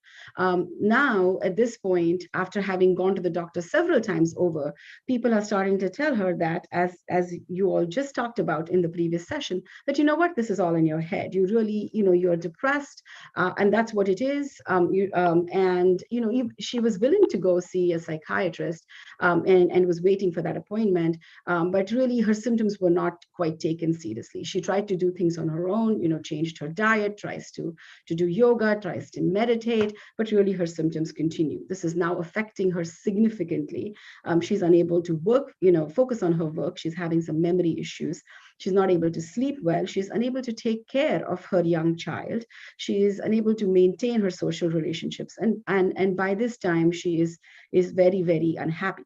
So goes back to her doctor and finally is referred to a rheumatologist as well as a neurologist and a psychiatrist. So 14 months into her journey, she came to me. This is the first time that I met her. So we're going to step away for her for a minute, and we will come back to her. We'll come back to her diagnosis and how we eventually treated her in a few minutes. But I want to step away from that and just talk about Sjogren's. And obviously, there is no mystery here. This is a Sjogren's discussion, a Sjogren's dialogue. So this patient did have Sjogren's, but I want to draw your attention to this diagram. And I know that many of you have seen this before, but this is something that I bring into my discussion with my patients often, because it is important to recognize that Sjogren's is an autoimmune disease, as you know, and it affects the exocrine glands. So you can have dry eyes and dry mouth, but 40 to 60% of patients with Sjogren's, and in some studies up to 80% of patients with Sjogren's, can have what we call as extraglandular manifestations. So manifestations that are outside of the dry eyes, the dry mouth, and really pretty much any organ system in the body can be involved. We are going to talk in a little bit about some of these manifestations, but I tell my patients that it's helpful to think about this from head to toe and think about what can happen. So you can have cognitive difficulties, memory difficulties, neurological problems, involvement of the peripheral nerves. You can have dry eyes, dry mouth, involvement of the gastrointestinal tract, where you can have heartburn, you can have reflux, you can have bloating, digestive issues, constipation, diarrhea, the whole range. You can have involvement of your lungs. You can have involvement of your kidneys. You can have involvement of your skin in the form of rashes as well as Raynaud's, where there is skin color changes. And sometimes you can also have ulcerations on your fingertips and toes. And then you can, of course, have joint pain and stiffness and muscle pain and muscle weakness. So it's important to remember that this is a multifaceted disease with multiple organs that can be involved. How do you diagnose this? And again, I'm not going to spend too much time discussing this, but I think as a patient, it's important to recognize that when you finally make your way over to the doctor, to the specialist, one of the key things that happens in your very first visit with them is a large portion of that visit is going to be spent in obtaining a history from you, examining you, and as a doctor, asking you a lot of questions. And to me, as a rheumatologist, it's extremely helpful if patients have had some sort of a symptom diary, because as you all have mentioned, as Ms. Mittal mentioned in her one of the discussions that she was having is persist. If you know there is something wrong with your body, then advocate for yourself and persist. Similarly, so for this patient, it took her 14 months to get to me, but she knew that there was something very wrong with her. So over a few months prior to coming to me, she made a detailed diary of her symptoms. And if you bring something like that to your initial visit, it is extremely helpful to your doctors. Of course, there are blood tests that are done to diagnose Sjogren's. There are autoantibodies like anti-Rho or SSA antibodies, anti-La or SSB antibodies, which are present in 60 to 70% of patients. And as Dr. Danda mentioned earlier, that patients who have these antibodies are somewhat more prone to have manifestations that are outside of the sciatica and the joints, and can have multiple organs involved. But again, the key is to know that these antibodies are only present in 60 to 70% patients. So sometimes patients will go to a doctor who may not be a rheumatologist, and you say, look, I'm concerned. They may have blood tests, and then they'll be told that, oh, we tested you for Sjogren's and you were negative. And that's the end of that. But again, the key is to persist and then follow up and continue to follow through. So there are other tests that can be done: the anti-nuclear antibodies, rheumatoid factor, immunoglobulins, cryoglobulins, SED-rate, C-reactive protein. And let's say all of these blood tests are negative, and if your doctor is still suspicious, they can do a minor salivary gland biopsy, which is a biopsy of the inside of your lip, to look for abnormalities that may bring them to a conclusion of Sjogren's. There is the Schirmer's test, which can see how many how many tears you can produce, and that is also helpful for diagnostic purposes. Since we are talking about neurological manifestations, there are different ways to diagnose this. There is a electromyography and nerve conduction studies, which we'll talk about a little bit later on, and then small nerve fiber biopsies, and then again, depending on which manifestations, which organs, you may be referred by your rheumatologist to see other specialists like neurologists, as well as ophthalmologists, and then a neuro-ophthalmologist if we think that there is involvement of the nerves that supply to the eye. MRI imaging can be done, as well as a lumbar puncture, where a needle is put in your back to get a sample of the cerebrospinal fluid. And again, it depends on what symptoms you have, or whether or not you need this test. So we are going to hear from a neurologist later today. So I'm not going to spend too much time discussing all the details, but let's talk about the nervous system for a few minutes, and let's talk about what aspects of the nervous system can be involved in Sjogren's. So the central nervous system is your brain and your spinal cord. The eyes are also are included in this, and a central nervous system can be involved in Sjogren's. The peripheral nervous system is everything that is not your brain and your spinal cord. And it has two parts. One is the somatic and one is the autonomic. The somatic involves the muscles that you can control, and then larger and smaller nerves, which basically supply to the muscle. They connect these muscles to the spinal cord. And then there is your autonomic nervous system. And this basically is the one that helps you live, really. It controls a lot of your involuntary actions and connects your brain to most of your internal organs. And as Dr. Ray mentioned earlier, he was talking about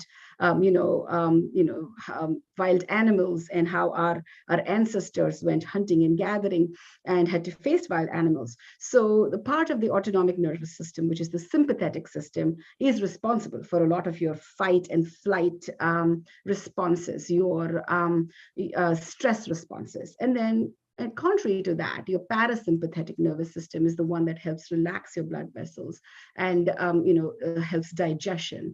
And then there is the enteric portion of your autonomic nervous system, which controls your gut and your digestive system. So again, in Sjogren's, you can have involvement of all aspects of your nervous system.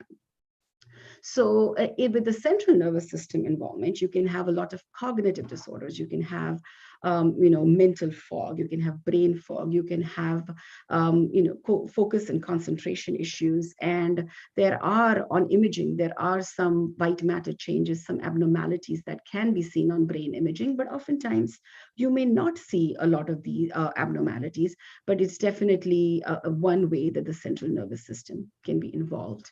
The central nervous system can also be involved with inflammation of your meninges, which is basically the sheath or the lining that surrounds the brain and the cord, and that can get inflamed, and people can have meningitis-like symptoms.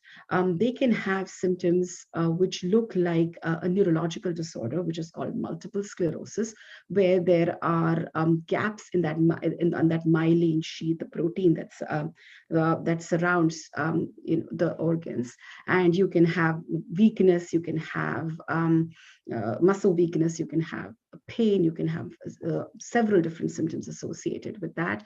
Usually when that occurs, when you do a lumbar puncture, you can see abnormalities there.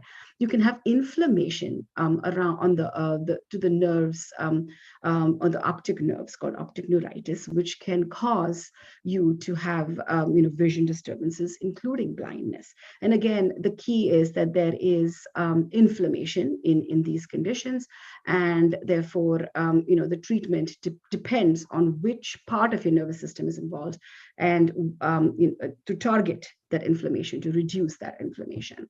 I'm going to focus on the peripheral nervous systems because the most common neurological involvement that I see as a rheumatologist is patients who have neuropathies. And we're going to talk a little bit more about these neuropathies in just a few minutes. You can also have involvement of the muscles, where you can have muscle inflammation or myositis, and you can get a lot of weakness in your muscles. You can get pain, but also weakness and difficulty doing simple day-to-day activities. And again, that needs to be treated with medications to target that inflammation. And then involvement of the nervous system, which is very difficult to diagnose, but can cause a lot of distressing symptoms, as we will learn as we go along. So let's talk just very briefly about neuropathy. Coming back to our patient where she talked about those 1,000 bee stings, where patients with neuropathies, especially peripheral neuropathies, can have abnormal sensations. These are called paraesthesias, or painful abnormal sensations. It's a feeling of pins and needles. Patients sometimes have a hard time describing it, but they say they feel like things are burning, things are on fire, things are itching. And then, of course, depending on which nerves are involved, you can have weakness, you can have your wrist or your foot drop because you're unable to, the nerve that supplies to those limbs or digits have become damaged, and you cannot then this affects the motor function, this affects how organs function. The prevalence of neuropathy in patients with Sjogren's is from anywhere described from 8.5% to 70%. There's a wide variability, and that's also because of how it is diagnosed, and who diagnoses it with which criteria. But the interesting fact here is about 20 to 25% of patients can present with this neurological symptoms as their first symptoms, as was our patient. She did not have the classic dry eyes or dry mouth, but she presented primarily with these itching and bee stings and burning sensations. So it's important to remember that this can be the presenting manifestation of the Sjogren's. The most common type of neuropathy is, classic peripheral sensory neuropathy, where you have, tingling and numbness involving your hands and your feet in the classic stocking and glove distribution, as I've demonstrated in this diagram. But you can also have a neuropathy, and where you can do the EMG nerve conduction study, and you will actually see abnormalities there. But a lot of patients with Sjogren's can have a small fiber neuropathy. There are lots and lots of small fibers. They're called A delta and C fibers. These nerve fibers reside under your skin, and they're responsible for what we call as nociceptive stimuli. And nociceptive is pain-carrying sensations. And unfortunately, this is one of the most fairly common neuropathies that we see in practice, but it is hard to diagnose. When you do the EMG and nerve conduction study, those tests are normal. And the only way to really diagnose this well is to do a full thickness skin biopsy and to look at the concentration of these nerve fibers, which is abnormal in those patients. So, and that's not an easily or readily available test, and therefore these are underdiagnosed. There is autonomic neuropathy, which can involve any part of the autonomic nervous system, which we're going to talk about in our later case. You can also have very painful neuropathy involving the face. It's called trigeminal neuralgia. And you can also have what is called as glossopharyngeal neuralgia, where patients can have an extremely painful burning mouth. And they go from doctor to doctor, and basically with this burning mouth, cannot eat, cannot drink. And again, it takes a while to diagnose this glossopharyngeal and trigeminal neuralgia. This can certainly have a significant mental health impact, as we just heard earlier, because you don't know what's wrong with you. You are sure that there's something going on. You cannot function, but people can't see it. You can't see it, and it can lead to anxiety. It can lead to depression. It can lead to decreased health-related quality of life. It can lead to sleep disorders. It can lead to loss of workplace productivity. It can lead to a lot of social isolation. It can impact your relationships. There are many treatment options, and we will go through those as we go through our case. But there are treatment options available. So the key is to seek your care, to persist, to continue to make sure that you're plugged in with your specialist that can actually make the diagnosis and then ultimately help you treat that pain. So let's come back to my patient, right? So she's the one who had all of these symptoms leading up to seeing me. So after a careful history and physical examination, we did blood tests, and she had several very abnormal blood tests for autoimmune disease, for Sjogren's. She had a positive anti-nuclear antibody at a high titer or high level. She had a positive Rho antibody, elevated markers of inflammation. On physical examination, even though her most distressing symptoms were this paresthesias, abnormal sensation, nerve-related pain, she did not have much abnormalities related to that, but she did have joint inflammation on physical examination. As mentioned earlier, her nerve conduction studies were normal, but because we suspected a full thickness skin, suspected a small fiber neuropathy, she was referred for a full thickness skin biopsy, which was consistent with a small nerve fiber neuropathy. Because of the extent of inflammation, she was and her extent of her symptoms, she was started on hydroxychloroquine, but she was also started on IV immunoglobulins, which do help with reducing the inflammation. She was given steroids because of the severity of her symptoms. She was started on gabapentin. So gabapentin and pregabalin are medications that do help with this neuropathic pain, with nerve-related pain, regardless of whether it is a peripheral sensory neuropathy or a small fiber neuropathy, or even something like mononeuritis. Because of her mood, the impact on her mood, she was also started on duloxetine, which is an antidepressant, but also has properties that help with nerve-related pain. She was referred to physical therapy because, again, she had not done much with her body and she was very deconditioned. And she improved. She improved very, gradually, but within a year and a half of seeing me and slowly, getting on the treatment, she was back to her successful practice. She was thriving. She was back to running marathons. She was doing very, very well. After that, though, and this goes to emphasize why routine and regular follow-up with your doctors is very important, right? Because you feel better, but then you cannot stop there. You have to continue to follow up, because it is important to remember that these diseases and these illnesses are chronic illnesses, and they can be relapsing and remitting.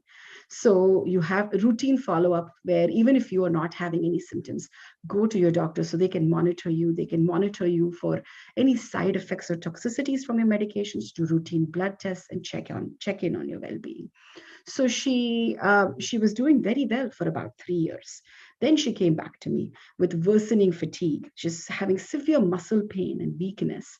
Blood tests were done, and her muscle enzyme, which is one of the CPK, which is one of the muscle enzymes, was very elevated. There was a concern for muscle inflammation or myositis associated with her underlying Sjogren's.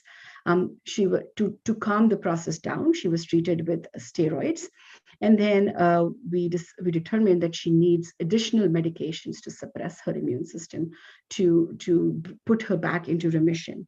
And she was started on a medication called azathioprine, which is an immunosuppressant, and she responded very well to her treatment. She is now maintained on hydroxychloroquine as well as gabapentin and azathioprine, and so far is doing very well. So just to bring home some points related to this case before we move on, is that these are chronic illnesses, and it is extremely important for you as a patient to partner with your doctors. It has to be a dialogue. You have to be just as invested in your healthcare. And this actually makes for a successful relationship. I could talk to you, I could talk at you, but if you are not engaged, if you are not involved in your own healthcare, the outcomes may not be as good as if you are invested in your own healthcare. It's important to continue to follow up. And when you see your primary care physician or your rheumatologist, they may refer you to other specialties depending upon which organs are involved. And it's important to keep up with those. And then it is important to focus on yourself as a whole patient. And as physicians, we want to focus on the whole patient. So we refer them to physical therapy, we refer them to sometimes to nutritionists, so they have a healthy, well-balanced diet. I cannot stress the importance of support groups, because it's important to have people to lean in on and talk to, and then family engagement, and then access to good mental health care. All things that we have been discussing earlier this evening.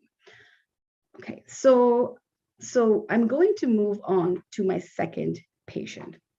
This is a 55-year-old woman who basically had 3 to 4 years of rashes. That was her only symptom. Is every time she would go out in the sun, she would break out in rashes. Initially, she was treated with sun avoidance. It's simple enough. You break out in a rash with the sun, don't go out in the sun. She was using some over-the-counter steroid creams. And then if the rash would get very bad, she would go to urgent care, or she would go to her primary care physician, and they would give her some steroid tapers. This persisted for a few years, at which point then she continued to have worsening rashes, which each year they got worse. Then she also started having dry eyes and had corneal ulcers and began to have dry mouth, at which point she was referred to me, and we made a diagnosis of primary Sjogren syndrome. She was started on hydroxychloroquine. She was also started on pilocarpine for her severe dry mouth, and she was given some recommendations of what to do over the counter. So over the counter dry mouth products like xylitol, which really helps, or sugar-free lemon drops, things like that. Her dry eyes persisted, so in addition to artificial tears, she was started on cyclosporin, and she did fairly well. However, just about a year or so after being diagnosed, she began having very unexplained symptoms, very vague symptoms, symptoms of nausea, symptoms of dizziness, memory problems, concentration issues. Her dizziness kept getting worse to the point where it really became disabling. She would sit up and she would become extremely dizzy. She also became significantly more nauseous, had bloating, had diarrhea, and started having these episodes of hives and facial redness. So basically rashes everywhere. Her face would become warm and flushed. So she went to an allergist, thought that this is allergies, had extensive allergy testing for many different food allergies, and really all of that was negative. At which point we felt that she should see a cardiologist. And we're going to hear from a cardiologist later today as well. But she underwent additional testing with the cardiologist, and we did some additional blood work. That testing revealed that she had something called as POTS syndrome. And so we are going to talk about that briefly here today. So remember, we talked about the different aspects of the nervous system that can be involved in Sjogren's, and the autonomic nervous system can be involved in multiple ways. The most common autonomic nervous system involvement that we see in patients with Sjogren's is something called as dysautonomia.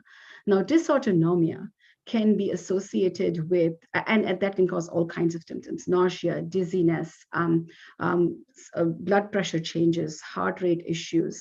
But dysautonomia is often associated with a condition called POTS, or postural orthostatic tachycardia syndrome. So what does it mean? So orthostatic, it really just means related to change in your posture.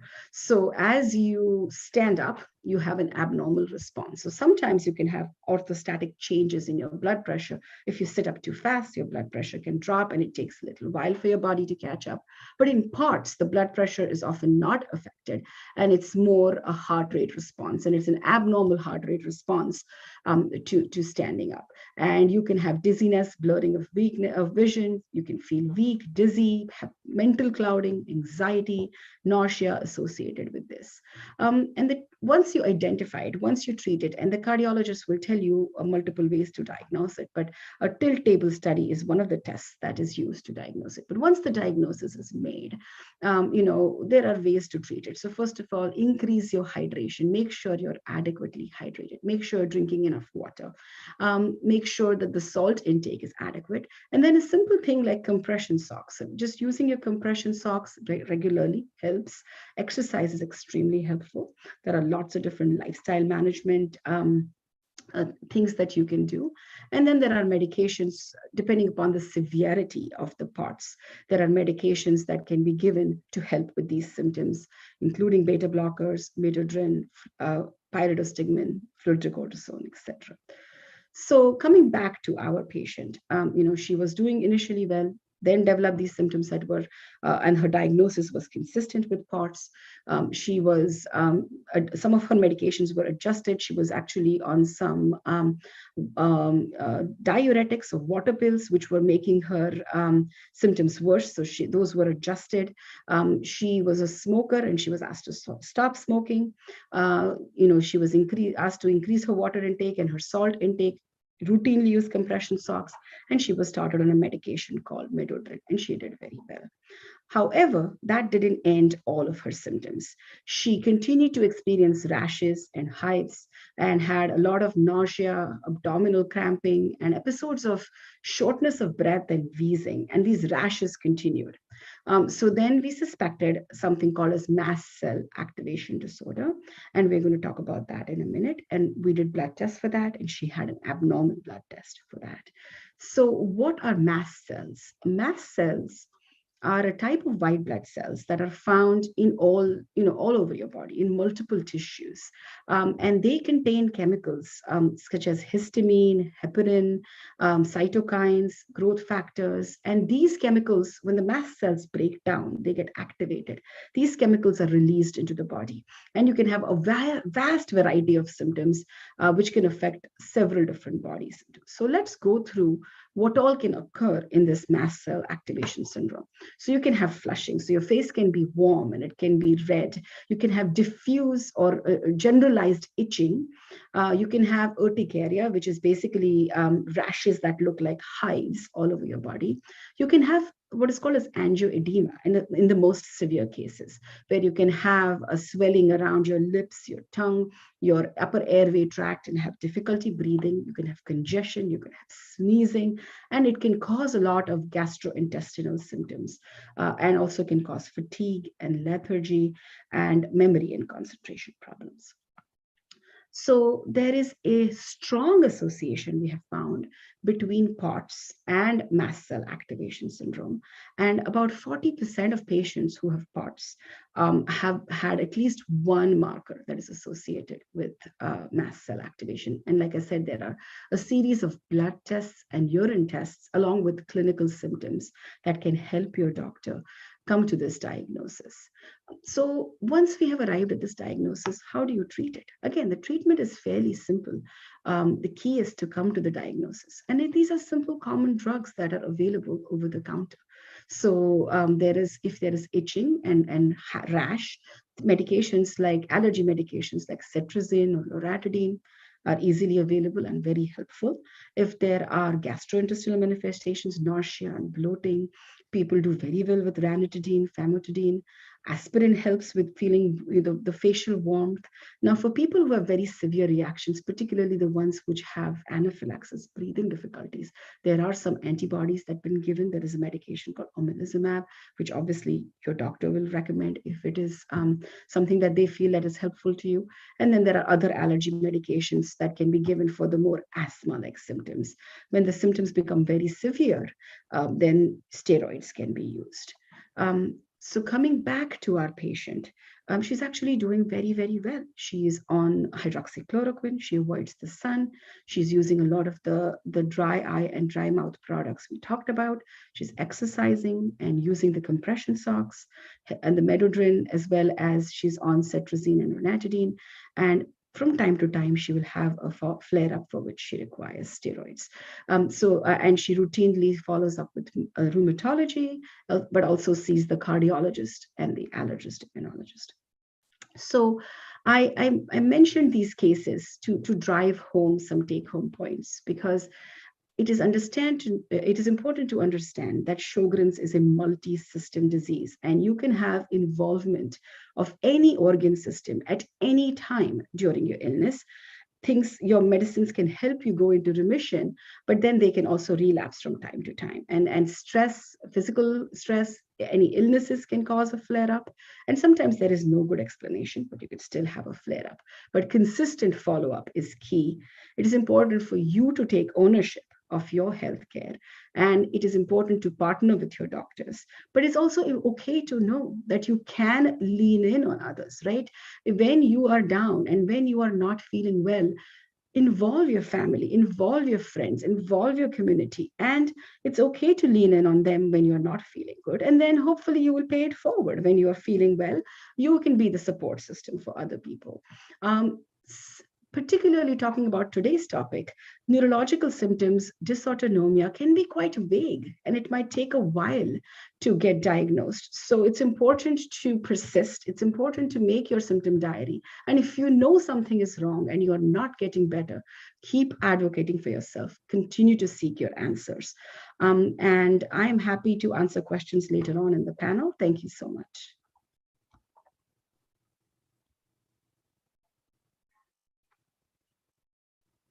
Thank you so much, Bansari. And Aparna, would you like to take it forward? Because we've got a wonderful view from the rheumatologist. And now I think it's time that we listen to the neurologist tell us what his perception of Sjogren syndrome and the way it is recognized by neurologists. So let us hear that perspective. Sure. Thank you. Thank you, Dr. Gujar. I think it was the two case studies really brought together the issues of, rare symptoms as well as multidisciplinary need for dealing with Sjogren's. We welcome our next panelist, Dr. Sarath Menon, who's a consultant neurologist. He also runs the neuromuscular and autonomic clinics at Aster Medcity Hospital. Dr. Menon consults in other hospitals like Sarda Hospital and Sri Narayan Medical College. An MBBS from Government Medical College and Hospital in Kottayam, PGMD in Internal Medicine from Government Mahatma Gandhi Memorial Medical College and University Hospital Indore. Super specialty training DM in neurology from Amrita Institute of Medical Sciences, Kochi. One of the few neurologists to get board certified from India, UK, and European Union.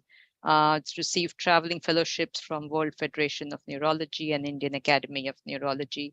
Numerous publications in indexed international and national journals, regular faculty, and with a significant focus now on autonomic neurology and peripheral nerve diseases, currently chairperson of an autonomic neurology symposium, which will be held in New Delhi, and core committee member of International Outreach Committee of Peripheral Nerve Society US, and a physician advisory board member of Dysautonomia International US, serving India, subcontinent, and South Asia. So welcome, Dr. Menon, and we really appreciate you taking your time on a Sunday to talk to us. Thank you. And am I audible? Yes, you are. Okay. So can I share the screen? Yes, please. Yes, please. Yeah,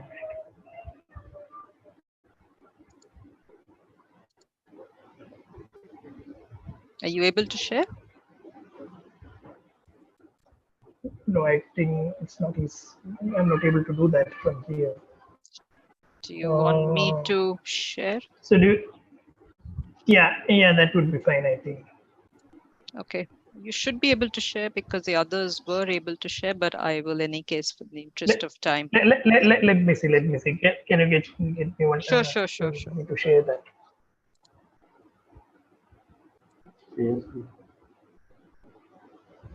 Yeah. System.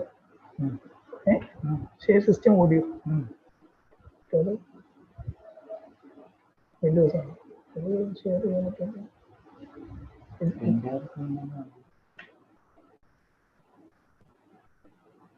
I just want to share their screen. Is it sharing?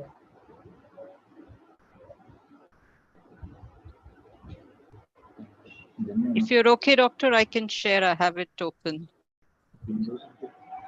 Okay, I think you can do that. There is some glitch here. Okay.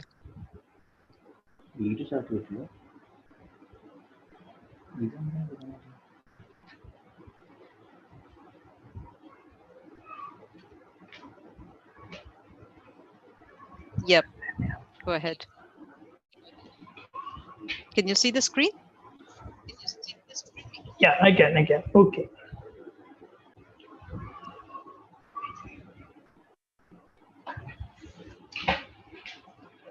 Okay, so first of all, I should thank you, the Sjogren India and the Patient Engage group for inviting me for this online conference. And it's a pleasure. And because being a neurologist, we ought to see cases in rheumatology diseases coming to the peripheral nerve clinic. So I would just want to say that today's topic is just an overview, because we know the listener group comprised of the patient caregivers and doctors. So I wouldn't go in deep to different medical conditions, but I'll just give an overview what all neurological diseases which we encounter in our OP. So to start with, so neurological manifestations are the most common extraglandular manifestation in a Sjogren syndrome. So what we see is that a person or a patient with the primary Sjogren do have around 80 to 70% chance of getting a neurological manifestation. And sometimes what we see is that from 25 to 60% precede the primary diagnosis, and sometimes it might take an average of 2 years to diagnose with Sjogren. So this is one tricky area we usually encounter, that most of the patient might present with a neurological problem, especially with a neuropathy, to the neurologist, and we will be evaluating them, and sometimes we won't get a diagnosis in first instance, and we need to understand the need for keeping them in follow-up, that sometimes it might take long years, an average of 2 years, but it might take more long to get a diagnosis of Sjogren. So it's a very commonly seen encountered problem among the Sjogren syndrome, that patient might present with a peripheral neuropathy or any other neurological manifestation before the primary diagnosis. And it's common that mostly the peripheral nerves are affected, the peripheral nervous system, when compared to the central nervous system. Most of the patients do have peripheral nerve problem. And as a part of neurologist, what we do is that we should have a very careful clinical examination of the patients along with electrophysiological studies. So this electrophysiological study is very important. So a trained neurophysiologist is required to pick up certain things, initial diagnosis, for the initial diagnosis, because usually maybe in some phenotypes of neuropathy, the normal nerve conduction study will be absolutely fine.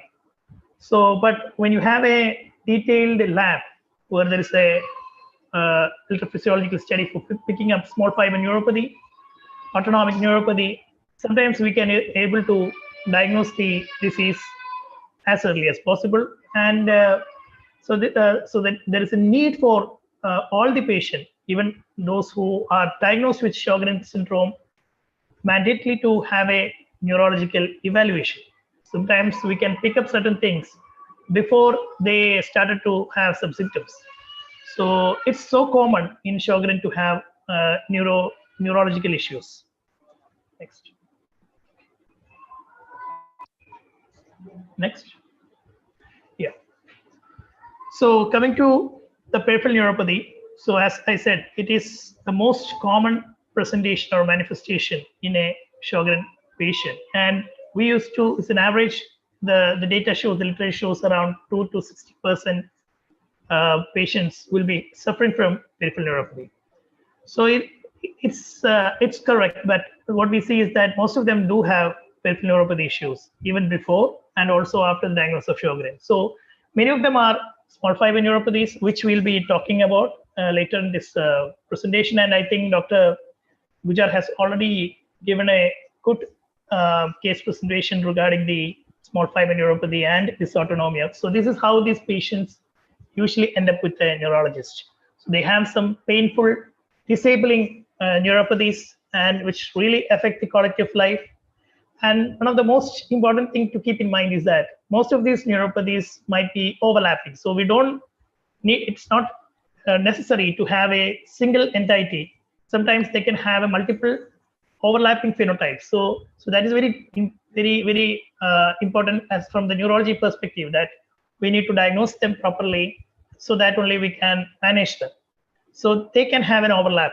And the most pathology behind the peripheral neuropathy is that because of it's an autoimmune disease, they do have this vasculitis in the small nerves. So basically the blood vessels supplying the nerves are affected. They do have the inflammation. They can have ischemia. So that is how the usual nerves get affected. So that is called the vasculitic neuropathy. And there is another group of disease which can affect the sensory neurons, not the nerves. It's basically the sensory ganglion. So that is a neuron, which usually the relay station of all the sensations from your body. So in that, it's not the vasculitis, but here it's an inflammation, and you have this lymphocytic proliferation and swelling and inflammation happening to the dorsal root ganglion. So these are the two main pathologies behind this neuropathy in Sjogren. So this is the overview of what all can a Sjogren syndrome patient expect. They can have. So most commonly, as you said, it's peripheral neuropathy. So we can have a whole list of different phenotypes, which is already been written in literatures. So we will see all kind of neuropathies in Sjogren patient. So they can have the most common type of axonal neuropathy.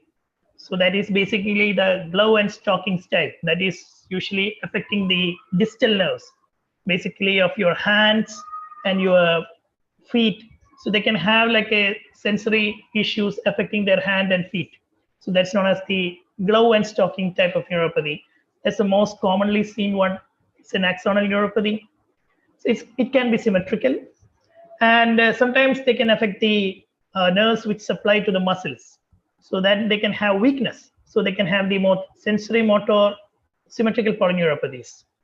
And in this talk, I will be more concentrating on the few other prototypes, which usually are very tricky in getting diagnosed, and also in treatment. So one is sensory ganglional neuropathy.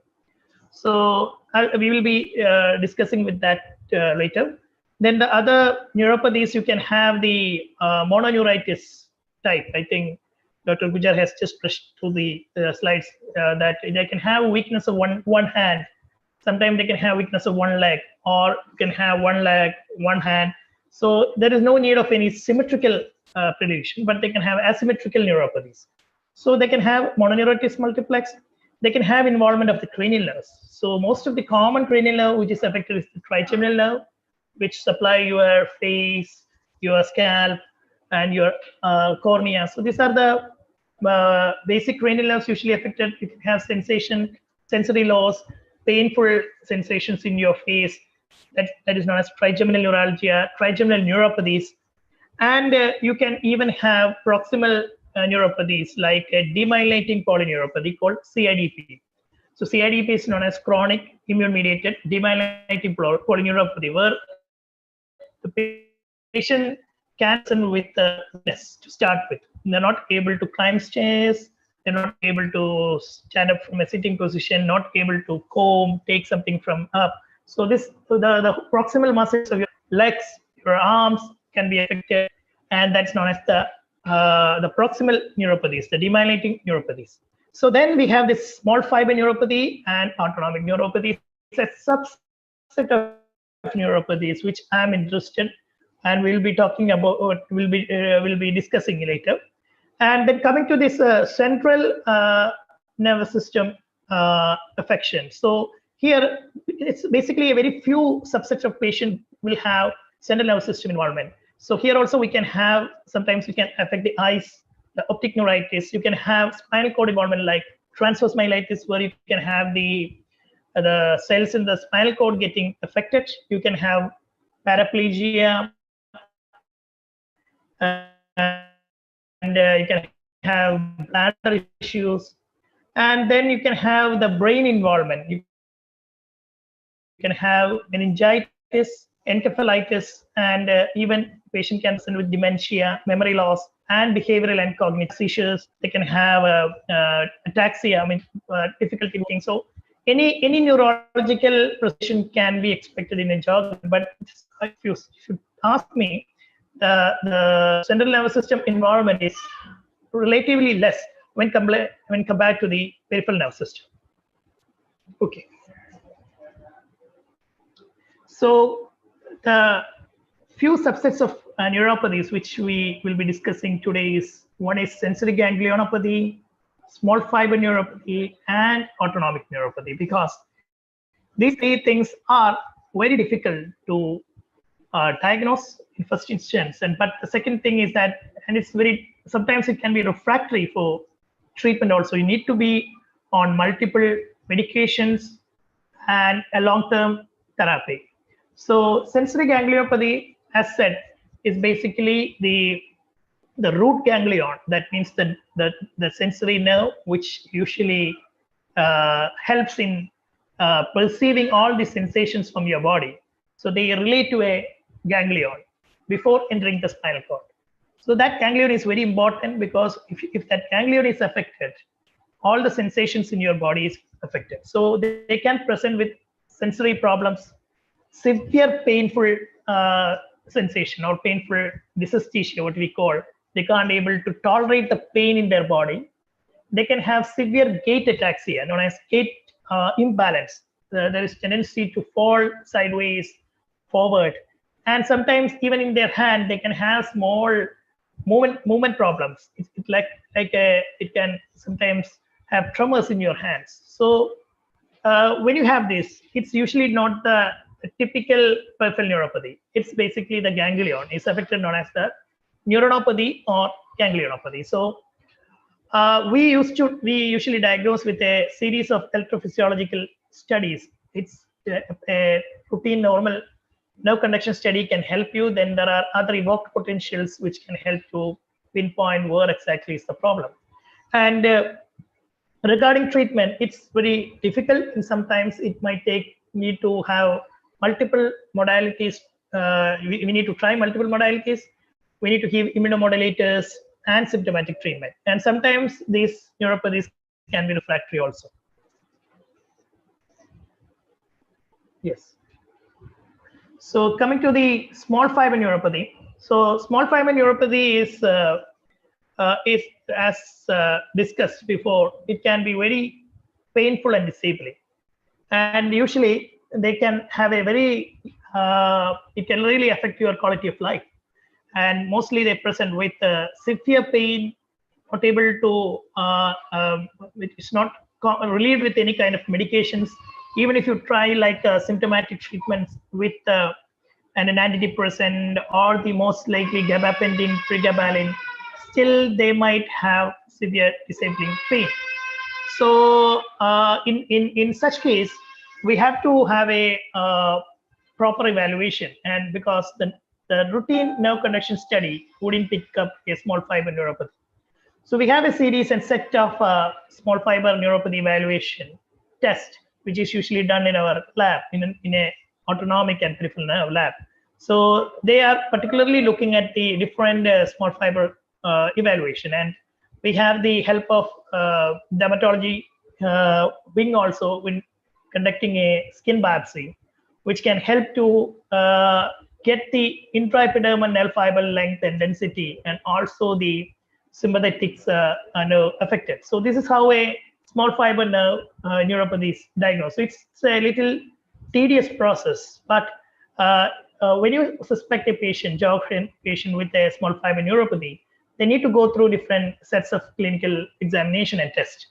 And the treatment is basically tailor-made in a way that I should say that not all patients can respond to certain set of medication. So in that case, we have to try one after another and see which is producing the maximal benefit. So it's basically a tailor-made management in case of small fiber neuropathy.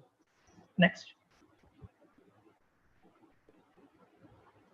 So this is something I would love to discuss in this online meeting is autonomic neuropathy. So basically, I deal with a lot of dysautonomia patients, not alone with Sjogren syndrome. They do have other pathologies also.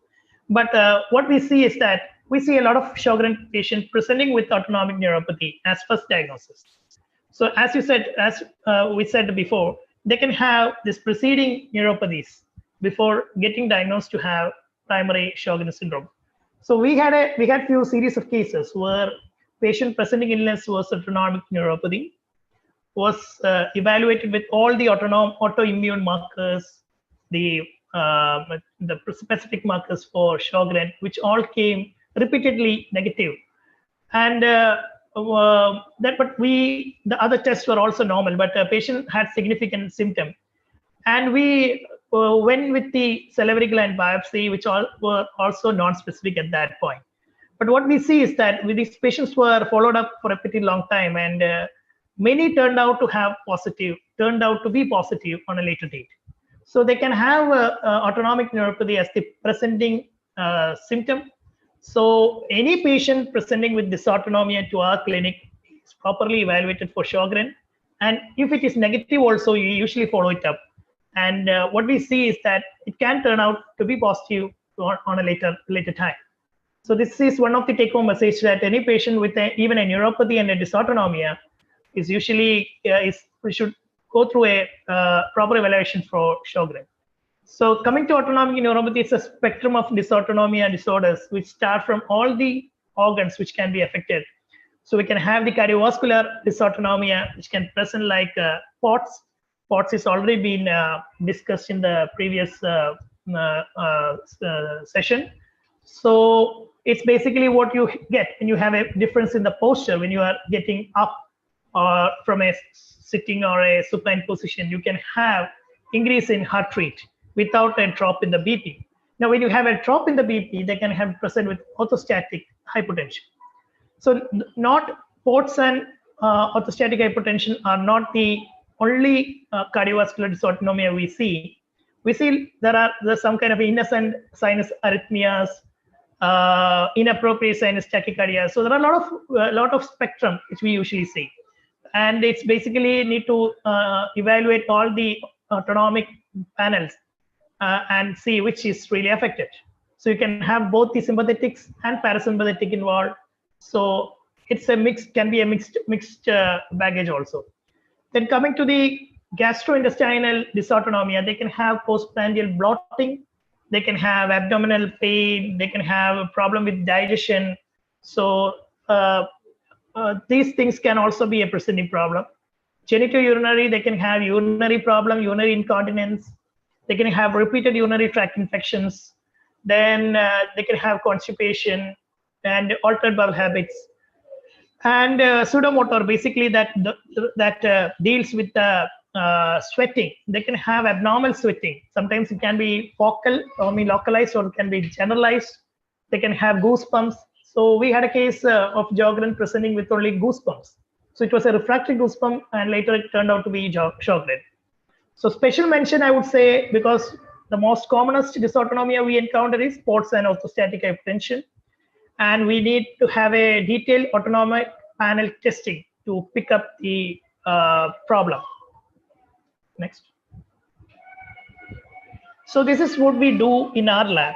So being a peripheral nerve and autonomic specialist, so most of these cases are referred from other departments. So we used to get referrals from the rheumatology. And what we do is that we take a detailed clinical history and examination. We will check the drugs which the patient are on. So why? Because sometimes there is an interaction with the drugs also. If you are on some diuretics or some beta blockers, the testing would not be appropriate. So we need to stop all these drugs before going into a autonomic testing. And sometimes these drugs can also contribute to the symptoms also. So we'll do the routine lab investigation, as you said, routine metabolic evaluation, the tox screen, autoimmune, paraneoplastic evaluation, because we need to know something else is also there. So if a case is not is an undiagnosed case, we'll usually go through this panel. And the main the gold standard test which we do is the electrodiagnostics and biopsy. So biopsy from the nerve, biopsy from the skin, these all can yield you the results. Electrodiagnostics, we have a battery of electrodiagnostic tests which we carry out for small fiber and autonomic neuropathies. Next. So investigation, as said before, we will start with a routine nerve conduction study, the electromyogram, that is basically the testing of the muscles. Then we will go with the different autonomic panel test. We usually do a battery of protocol-based testing. Small fiber evaluation can be also done with electrodiagnostics and also skin biopsy.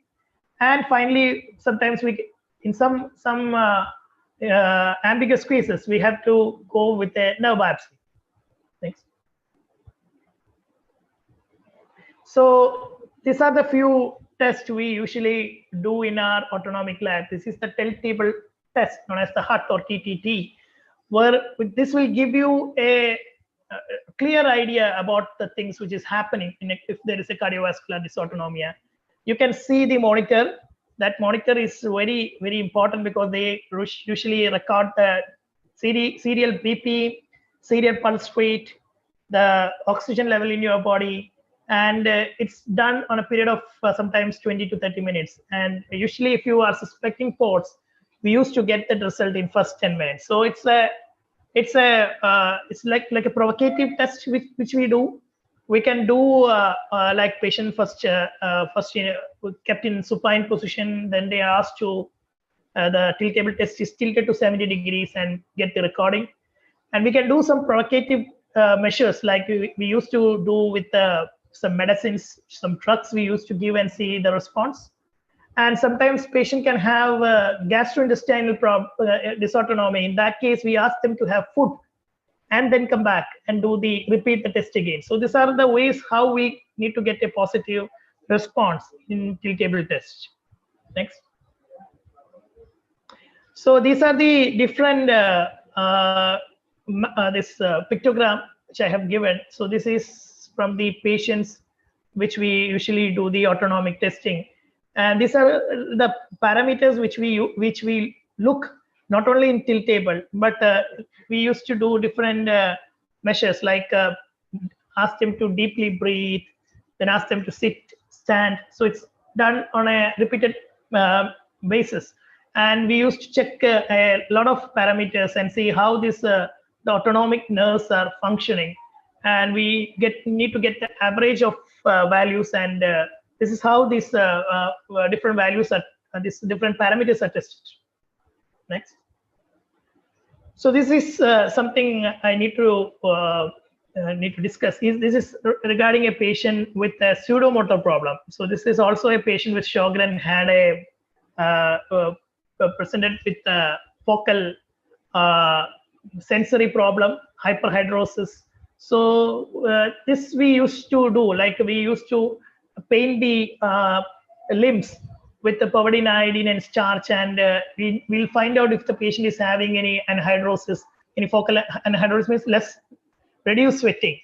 And there are other tests like the one shown in the down. The pictogram is showing the green, yellow, red. So this is basically to assess the pseudomotor functioning. You will get a clear pictorial value of the amount of sweat produced from your hand and legs. So this is the qualitative and quantitative evaluation. So these tests are routinely conducted in case of a small fiber and an autonomic neuropathy patient. Next. So coming to the treatment, I think it can vary from patient to patient. But mostly we will go with supportive measure, symptomatic measure to start with, and also disease specific. Like we will have to start on immunomodulators in depending upon the neuropathies. Like if you have a sensory ganglionopathy or you have a demyelinating CIDP, then we have to go with IVIG. Sometimes if they are not responding, you have to go with rituximab. And they have to be kept on immunomodulatory therapy for some time. And meanwhile, the other things like the sensory problems like pain, numbness, your other disabling symptoms can be managed with symptomatic medications. Next. So just a few words regarding the treatment of cardiovascular autonomic neuropathy. So as I said, we can have a patient with POTS, and they can have a minor dysautonomia like inappropriate sinus tachycardia. So these are usually do very well with beta blockers, and we usually try with ivabradinols, which can directly modulate the sinus node in your heart. So they do very well with treatment, and usually we usually see very less refractory cases with POTS. They do very well with this treatment. And usually what we encounter the most difficult part is with a neurogenic orthostatic hypotension. Some patients need to be on multiple drugs. So this is the one which I've noted below. Like in that case, there are supportive measures like you need to ask them to take a lot of oral fluids, salt intake, compression stockings as discussed in the earlier session, and a lot of other drugs like fluorocortisone, midodrine. We have tried everything, and these are the list we usually, these are the drugs we usually give to a patient with a neurogenic orthostatic hypotension. So some patient respond to a single drug, and some has to be on multiple drugs. So I think that would cover up an overall overview regarding the neurological manifestation which we see in a patient with Sjogren. Thank you, Dr. Menon. I think we have a lot of questions that have come in from the audience even before the session, but we'll probably first finish Dr. Prabhu's session, and then in the panel discussion, we'll ask a few questions, if that's okay with you. Okay, sure. Yeah, sure. All right. Welcome, Dr. Prabhu. Let me, okay, I just was going to do a quick introduction of you, but maybe you can just introduce yourself. I'll just read out a little bit without sharing my screen. You can leave this screen. Okay, so thank the organizers for the invitation. I'm Dr. Mukund. I work as a cardiac electrophysiologist, and I work in KMC, Kasturba Medical College, Manipal. I think we are running late, and I will straight away go into my talk. My job has been made pretty easy by the previous two speakers, so much so that I can skip maybe 1/3 of my slides. So a bit about Sjogren syndrome. We call it Sjogren, we call it Sjogren, but actual Swedish pronunciation is Sjögrens. They pronounce it as a Ho. So this is the guy who first described Sjogren syndrome. At that time, it was not called so, though. And we must thank this guy for other things like surgical masks and surgical gloves. He was the guy who introduced it for the first time. He was a surgeon in Germany in the 19th century. And Sjogren syndrome was a doctorate thesis of an ophthalmologist, Swedish ophthalmologist, which he published in 1933. With the first detailed description of 19 patients. Hardly anything has changed since that description over a period of almost a century. So going to dysautonomia, already explained. It's an umbrella term. There is no single symptom that quantify or qualify dysautonomia. It can represent any system of the human body, and based on what system it affects, you get a variety of symptoms. So it's already explained by Dr. Sarath. I am interested more in cardiovascular. So from cardiovascular perspective, we get what is known as palpitation, which is awareness of one's own heartbeat, uncomfortable, unpleasant awareness of one's own heart beating. It can be scary and sometimes dangerous as well.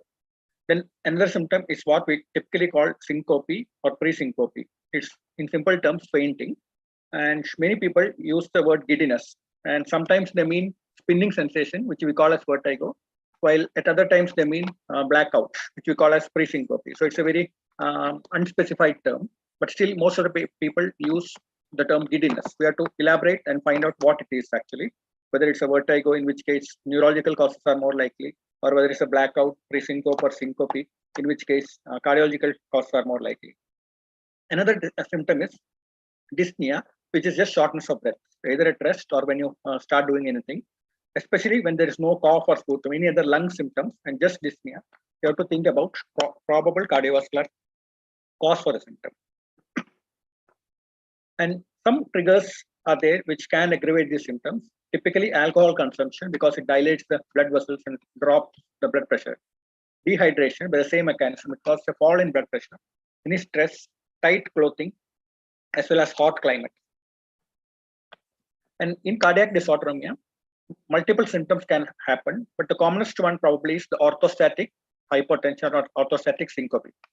Orthostatic means when you get up or when you stand from the supine or sitting position, you tend to faint. That's what the term orthostatic means. It's one of the most common form of dysautonomia, and it can, if sufficiently long enough, culminate in fainting or loss of consciousness, fall, and subsequent injury. It's similar to so-called situational syncope, the reflex syncope or vasovagal syncope, which we use commonly to describe episodic nature of the symptom. When it happens once in a while, it's probably reflex syncope. Whereas when you have most of the time when you get up, you tend to faint, it's a sign of dysautonomia and orthostatic syncope. And another classical syndrome is the postural orthostatic tachycardia syndrome, so-called POTS. It was described as late as 1993 by the Mayo Clinic group, though similar description existed from the late 19th century. The term as well as the syndrome as a distinct entity was hardly recognized 25 years ago.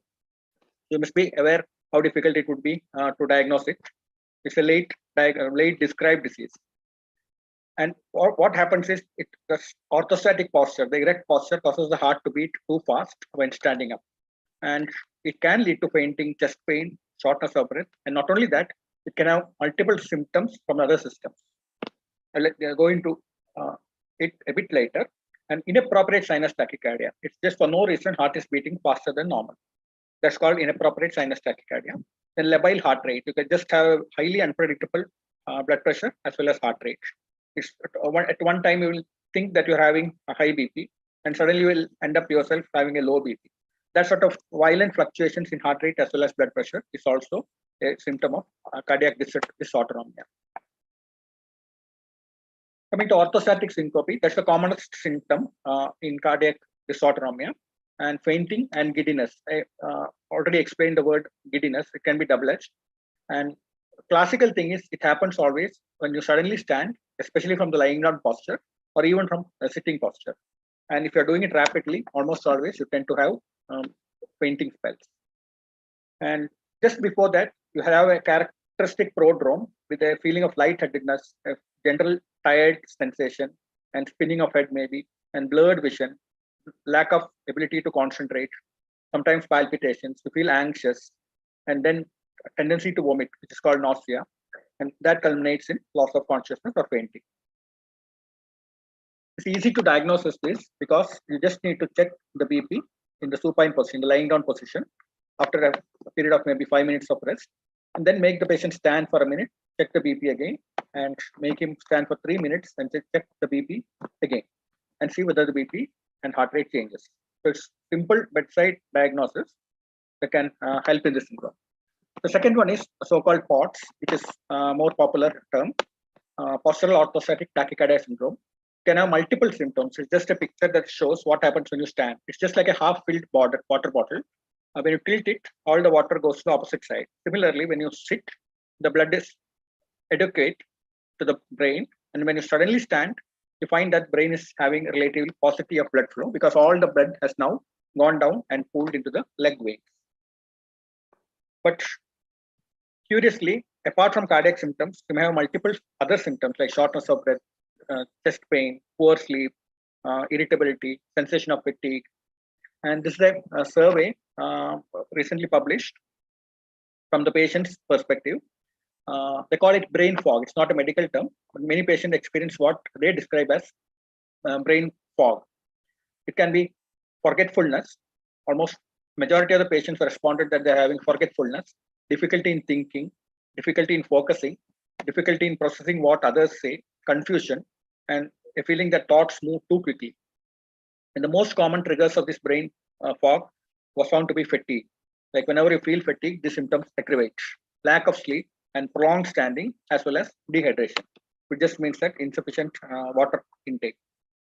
So these are very non-specific symptoms and easily confused with psychological symptoms, a feeling of unwell, non-specific symptoms, non-important symptoms. So they are passed as not very relevant by many of the physicians, and that contribute to the diagnostic delay. Between all the three, what I described now, the POTS, the orthostatic syncope, as well as the reflex syncope, there is a significant overlap, even more making a diagnostic process more complicated. So you have one end orthostatic hypotension, where the consistency is helpful, and reflex syncope, where you get once in a while episodes, it's not consistent, versus POTS, where you have an overlap of these symptoms plus a range or a variety of many other symptoms. And testing dysautonomia, Dr. Sarath has already elaborated it. Many tests are neurological, done by the neurologist, like the sweat test, for example. And blood tests are not really much useful, except maybe sometimes catecholamine levels in some variants of POTS, they tend to be elevated. And more importantly, the cardiovascular tests, of which there are a battery of tests. Simple ones are like deep breathing. You see what happens to the heart rate when you take a deep, sustained, prolonged inspiration, the breath. Something called Valsalva manner, which I'll explain in the next slide.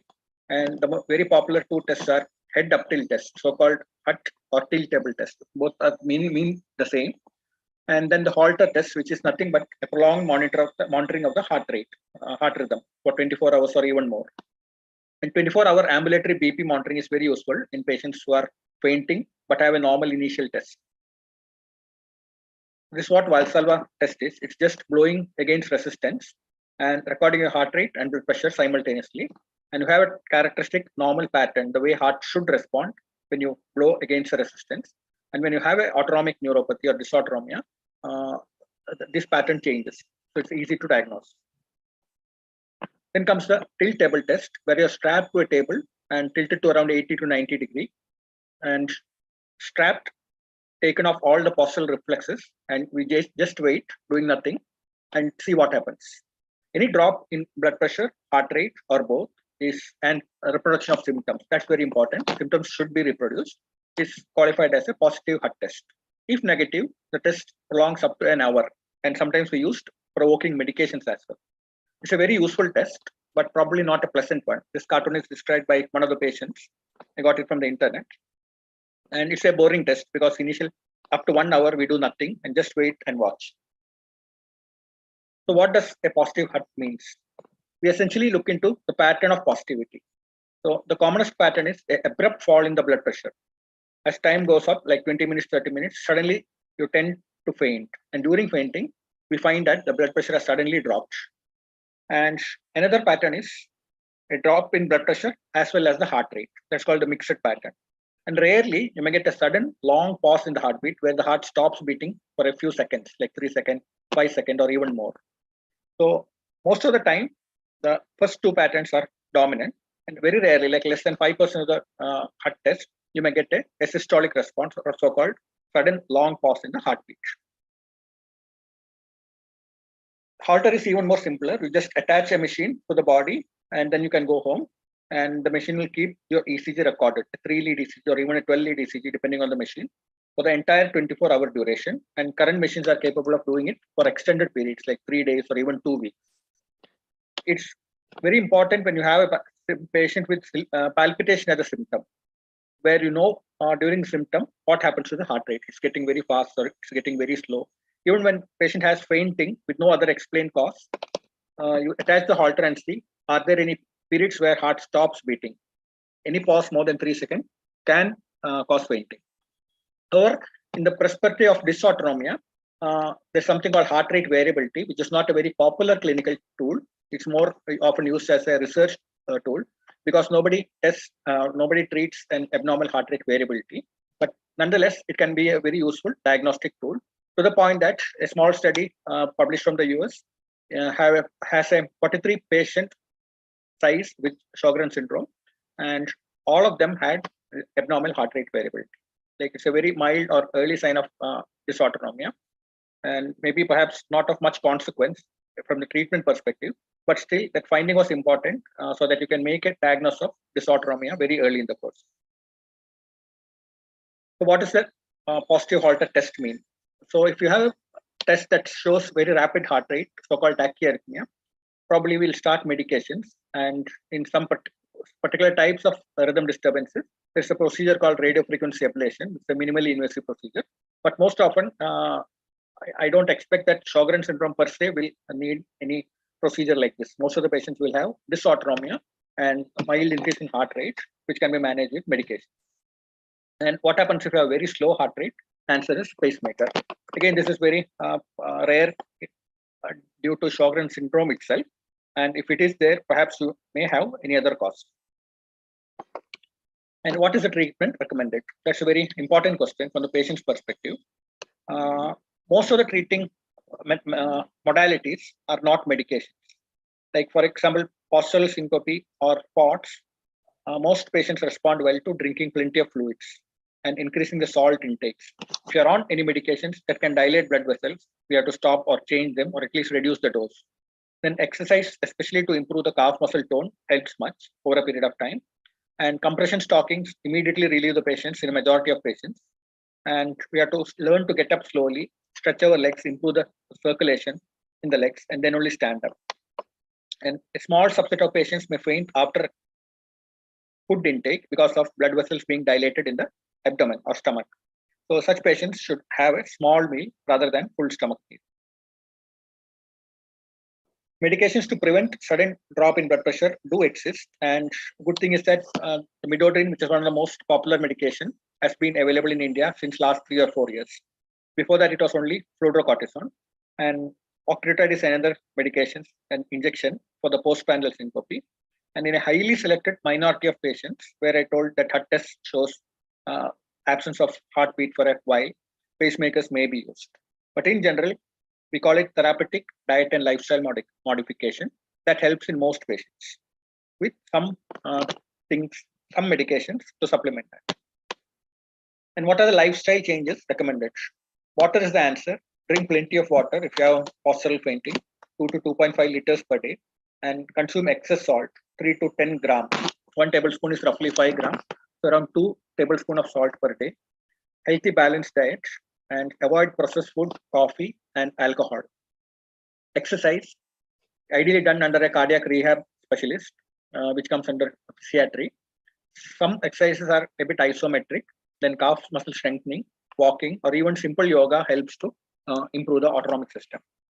And posture training previously used to be very popular, but now not very useful. They have found it's not very useful.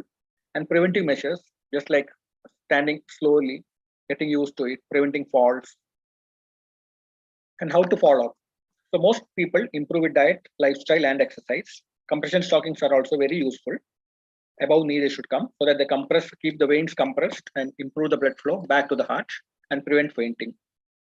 And as mentioned, many of the medications are now available, and though it is incurable, significant symptom benefit is always possible.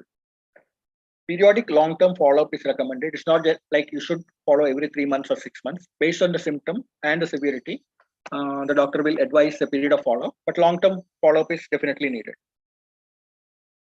And when to consult, some important symptoms which should never be neglected is fainting or a tendency to faint, because a prolonged fainting can be dangerous as well. POTS syndrome, though it's not dangerous, it significantly impairs the quality of life. So if you have symptoms that may represent POTS, then also you probably need to consult. Other symptoms, system symptoms like gut symptoms, neurological symptoms, that also need to be appropriately tackled. And whom to consult? It's always a team. It consists of cardiac electrophysiologist, cardiologist, neurologist, cardiac rehabilitation expert, and if available, syncope clinics or POTS clinic, dedicated clinics where multi-speciality testing as well as practice is done. And all of you may be aware that early diagnosis is very rare. POTS is the most commonly diagnosed by a cardiologist, then electrophysiologist and neurologist.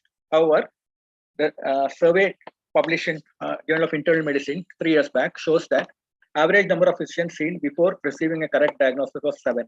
So 7 doctors had already seen before the correct diagnosis was made, and an average delay before the diagnosis was around 4.7 years. More interesting stuff is that in up to 34% of the patients themselves suggested the diagnosis to the doctor. And almost 75%, 3/4 of the patients were misdiagnosed initially.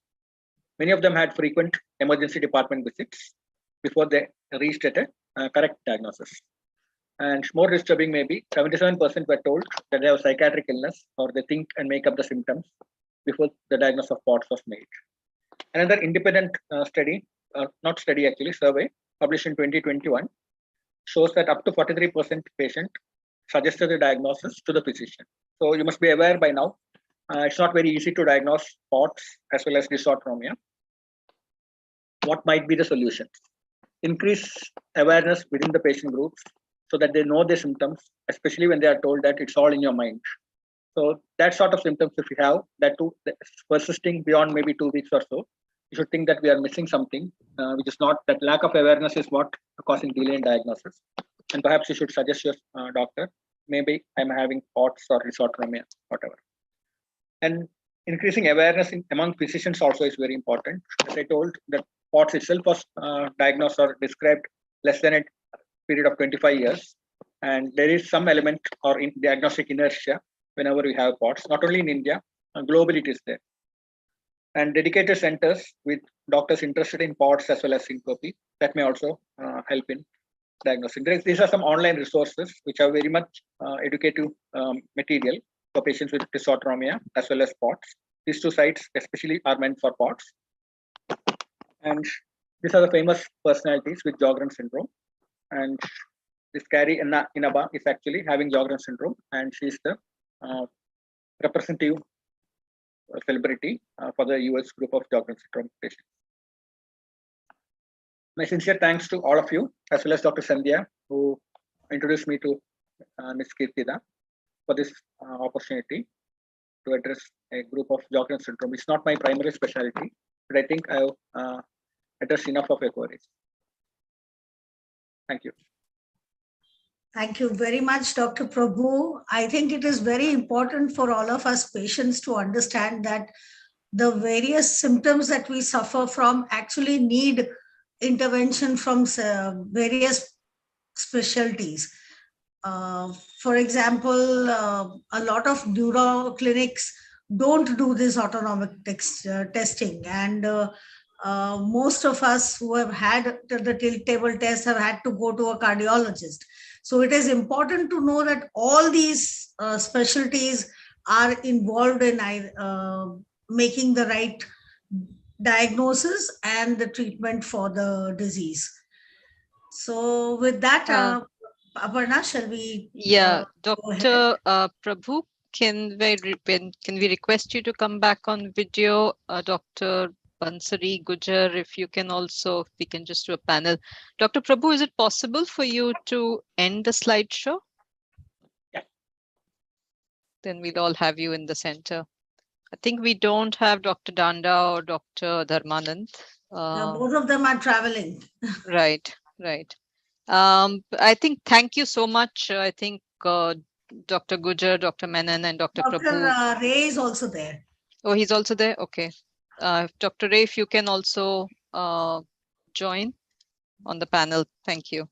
So I just want to kind of, we had asked, I think Kirta ji had asked in the group a few symptoms of people, and there were a few terms which were used. And I just wanted to run them through very quickly with each of you. And, if you can just indicate whether, because they are not sure whether this relates to a neurologist or a cardiologist. So if you can just kind of indicate that. One talked specifically of ataxia. And I think Dr. Menon, you mentioned ataxia as a neurological symptom. Somebody, sorry, you want to, let me just quickly mention all of them, and then maybe all of you all can take around. So some symptoms that were mentioned were ataxia, dizziness and headaches, weak leg and calf muscles, balance problems, brain fog and fatigue came up obviously, and palpitations. And one was specifically involuntary movements that start in the face at the time of sleeping. So face moving to arms and to legs. I think I'll add one more thing which is commonly complained by patients is the difficulty in standing still. So that is one thing which a lot of patients keep complaining about. So I will start with you, Dr. Menon, first. Which of these you think the patient should be actively going and seeing a neurologist? I'm just asking because in India we don't really have a referral culture. I would So suggest that all these but I would suggest that all these symptoms which you have said definitely would come under neurology, because I already told that any neuroaxis can be affected in Sjogren. You can have central nervous system problem, like you can have gait unsteadiness, imbalance, difficulty in standing, like tremors, which already I told, can have tremors of your body, and more pronounced in peripheral nerves. It's not like a set symptoms. You can have different varieties of symptoms in Sjogren. So if a Sjogren patient feels that he or she is not okay, that she's having some problem, definitely, and I would say that all these Sjogren syndrome patients should have a neurological evaluation. okay, thank you. And now that should be a take-home message. Yeah. Right. Kirtidaji, you wanted to say something? Yeah. No, I just said that is, I just asked whether that was his recommendation, that every Sjogren's patient should have a neurological. Definitely, because we are commonly seeing that. See, when you patient with diabetes, definitely we would ask them to have a neuropathy. Yeah, unfortunately, what I find in India is that... Just like that, the second on the list is Sjogren. So that's commonly we see in our clinic. As Dr. Prabhu already told, the awareness among the physicians and patients may be one reason that they may be on that primary diagnosis. They are not looking for any associated symptoms, associated conditions. So it's really recommended from our part, from the medical community to patients. Thanks. As a rheumatologist, I concur with Dr. Menon. In our practice, we find it often very, very valuable to have a team of physicians care for our patients. So I can share our experiences where, as a rheumatologist, once they come to me, have all of these manifestations, I tend to involve my neurology and cardiology and sometimes, psychiatry, GI colleagues. And a patient tends to have a team of specialists that then we collaborate care, because that's really how you're going to get optimal care. Thank you, Dr. Gujar. I just wanted to clarify a couple of things, and maybe you can correct me if I'm wrong, but the tests that were mentioned, are these typically available with the cardiologist in an Indian setup? Like the tilt table test, the Holter test, etc. Most of these are still in cardiology centers, or are they now available in neurological centers as well? The tilt table test actually can be done by the cardiologist as well as the neurologist. But sad thing is that not all cardiology centers have tilt table test. Similarly, not all neurology centers also don't have a tilt table test. So actually, interest, that's what I feel, can be done by either neurologist or cardiologist. But if you have an interested guy like neurologist or interested cardiologist, they will try to arrange it and they will practice it.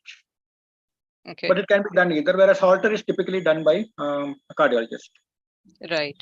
And you also mentioned, Dr. Prabhu, specifically, you mentioned brain fog and fatigue as a POTS symptom, but they are often also seen as a Sjogren syndrome, right? So are these like overlapping symptoms, or are these, it's actually undiagnosed POTS? What are we talking about here?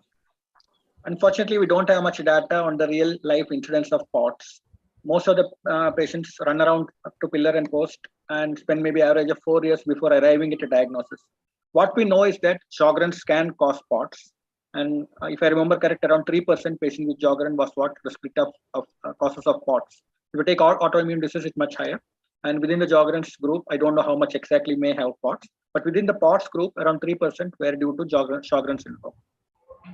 So this brain fog is typically due to POTS, and many of the symptoms overlap with other active collagen vascular diseases. So it's hard to say whether it's POTS alone or a combination of Sjogren's as well as POTS. Unless you test for POTS, you are likely to miss POTS. Right. Dr. Gujar, would you want to add anything? No, I tend to agree that there are a lot of these, situations where mental fog, fatigue, and even mood, we had alluded to there, it's kind of hard to say what came first. And one thing leads to the other, so in terms of the mood, and then in terms of the cognitive difficulties, we know that there are certain underlying neurological issues, certain underlying inflammatory issues, and then also dysautonomia. So it's kind of a huge overlap, and this is exactly why you need a multidisciplinary approach. This has got to be a multidisciplinary care approach, because for the exact same reason. Right. As perhaps the only person with experience in POTS and whatever dysautonomia, maybe I'll just quickly add to it that I think I am very lucky that I was able to get a tilt table test way back in 2005. And since then, I have been on medication. I also adapted to a lot of lifestyle changes. And in so many years, it has been well under control in most situations. I find that wearing compression stockings, which I started regularly since 2017, not because anybody had advised me, but because I found it so difficult to stand on my feet by the end of the day, that I was advised compression stockings by a varicose veins specialist, and I've started using that, and that has helped me immensely. My only difficulties have been that there are some situations in which this things flare up, especially when I needed to do long distance air travel. I don't know if that was due to this condition or whether it was totally unrelated, but I was miserable throughout a 7-hour plane journey. So that's just my experience. But what I wanted to emphasize is whether you have autonomic dysfunction or not, if you get a diagnosis, you are lucky to get a diagnosis. And if you are on medication and if you do manage to alter your lifestyle, you do lead a near normal life. That was what I would like to say. We have one question which has come in from the audience. Are neurological issues more prominent after COVID? Dr. Menon, you want to take this? Yeah. I mean, that I think it has actually contributed or added to the misery, I would say that, because almost all had infected and reinfected. So it's really getting added on. And we all know that the COVID is now I guess, overtaken the other contributors to dysautonomia. So if you take the number, then I think COVID dysautonomia is a reality, and a lot of patients are having COVID dysautonomia also. So I would suggest, and now it's a two-hit thing for Sjogren to have a COVID, and then their symptoms getting relapsed. So I mean, it's totally true. I mean, I would say that it's true that COVID has really contributed to the misery. Right. Okay. The symptom that somebody reported on shivering and involuntary movements, etc., is that does that relate to things like restless leg syndrome or periodic limb movement disorder? It can. It can, because when the patient is going to sleep or at the time of sleep, they have this small minor movements of your arms, legs. So this is basically a part of neuropathy. So sometimes they can have associated problem like anemia.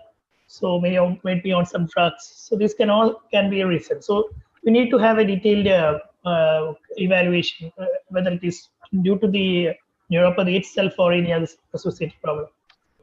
Right. I would like to just add to that a little bit. Is a few of our patients have complained about suffering from non-epileptic seizures. and they were told that this is due to depression. Now, if Dr. Ray is also there, and if Dr. Menon or Dr. Prabhu would like to kind of think through why this should be a situation, I don't know. I don't think, I mean, is it true that it could be due to depression, or is it a neurological problem?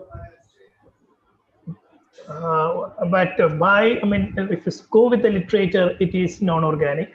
But in patient with Sjogren syndrome, definitely they might be having some, like if there are dysautonomia or some unexplained syncope is the reason, they can have non-epileptic events.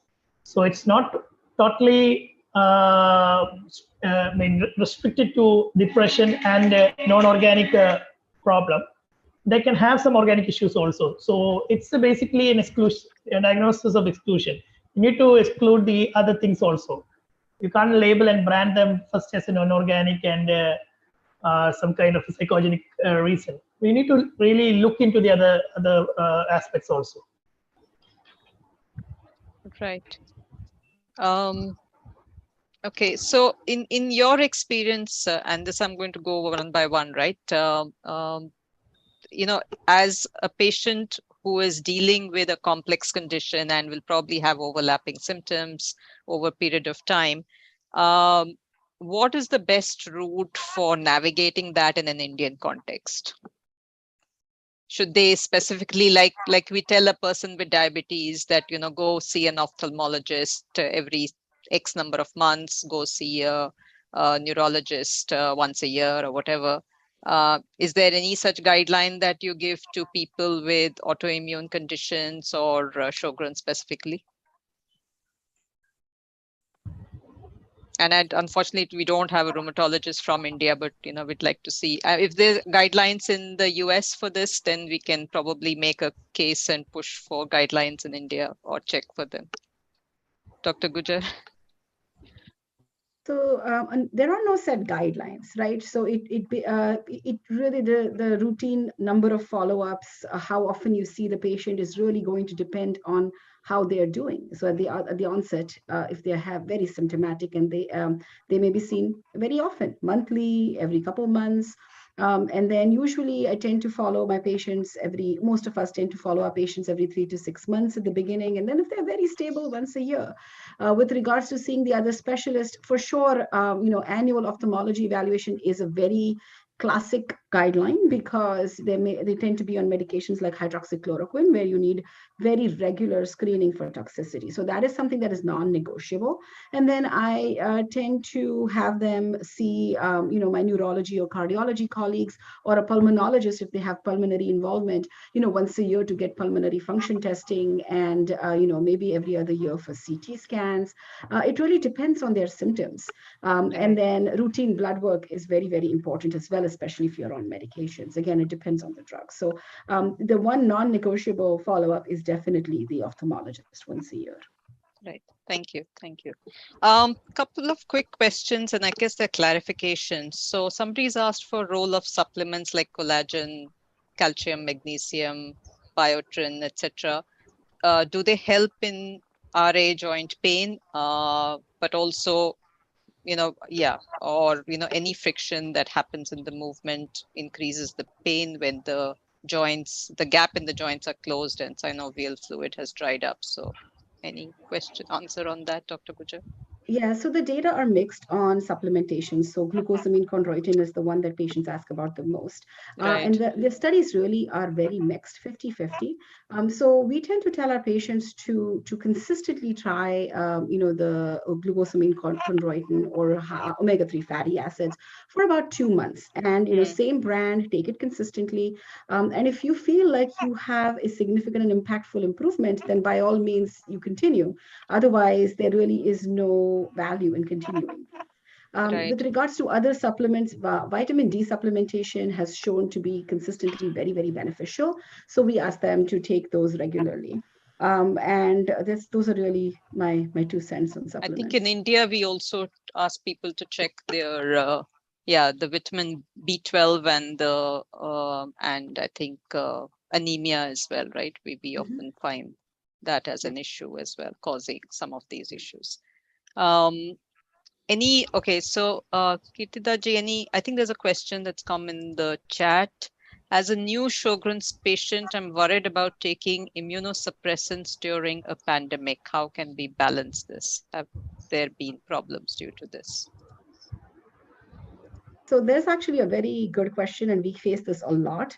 There definitely has to be balance. But now we have 2.5 years worth of data on immunosuppression, and there are large scale worldwide registries looking at patients who are immunosuppressed.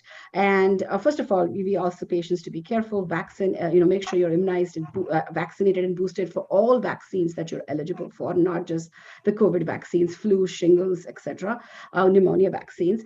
And then, there are actually there are certain medications that are more immunosuppressive than the others. So your doctor will go through pros and cons. And if again, if it's a life, limb, or organ threatening situation, you're going to need that immunosuppression. Otherwise, they can sort of balance it with medications that are less immunosuppressive. But for the most part, most of the drugs that we use, we have good data on, and patients don't necessarily do worse on those drugs.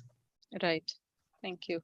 Kirtida, you have any last round of questions or anything for the audience? Otherwise, I know we are over the time, so we are over the time, and I think most of the questions which have been asked would need a personalized consultation. So that is one of the reasons we cannot deal with a lot of the questions which have probably come in. I think those questions are best answered by one-to-one consultation with the specialist.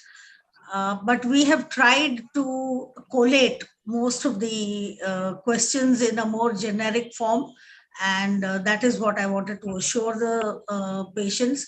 Yes, if there are still questions which have remained unanswered, we'll try and request the doctors if they could later answer a question or two which is relevant to their area of specialization. So we could try and do that later. But frankly, these are all very complex things. And just by asking a question, it will be very difficult for the doctor to answer, because there are so many other issues that need to be looked at, and the history, the blood work, and so many other parameters. So patients also need to realize that these complex questions cannot be answered in a very simple manner. And my only advice to patients is to learn to speak for yourself, whether it is the family, society, and even at a doctor's clinic. If you really feel there's something wrong with you, try and find a doctor who listens to you. And it's difficult, it's challenging, it's expensive. But if you have the privilege, please use the power of your experience of living through the illness and believe in yourself. That is what I feel. We have to find ways to live our lives and live them fully. So that is what I would really like to say at this point. Right. I'll just go around. Thanks, Kirtida ji. I think you've kind of summarized quite well. Dr. Gujar, final comments from you. Thank you so much for inviting me. And I know it has been great hearing all of you, and congratulations to both of you for all the hard work that you do. And I'm sure it's very appreciated. So thank you. Thank you. Dr. Menon. Yeah, I mean, it's a pleasure to be here, and I'm really my gratitude towards the Sjogren India and the patient case team.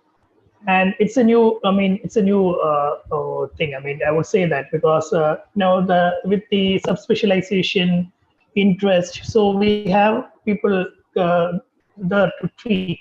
So it's not like the same way maybe a decade or 2 decades back. Now we have people who are trained abroad coming back, and we have clinics who are interested in dealing with such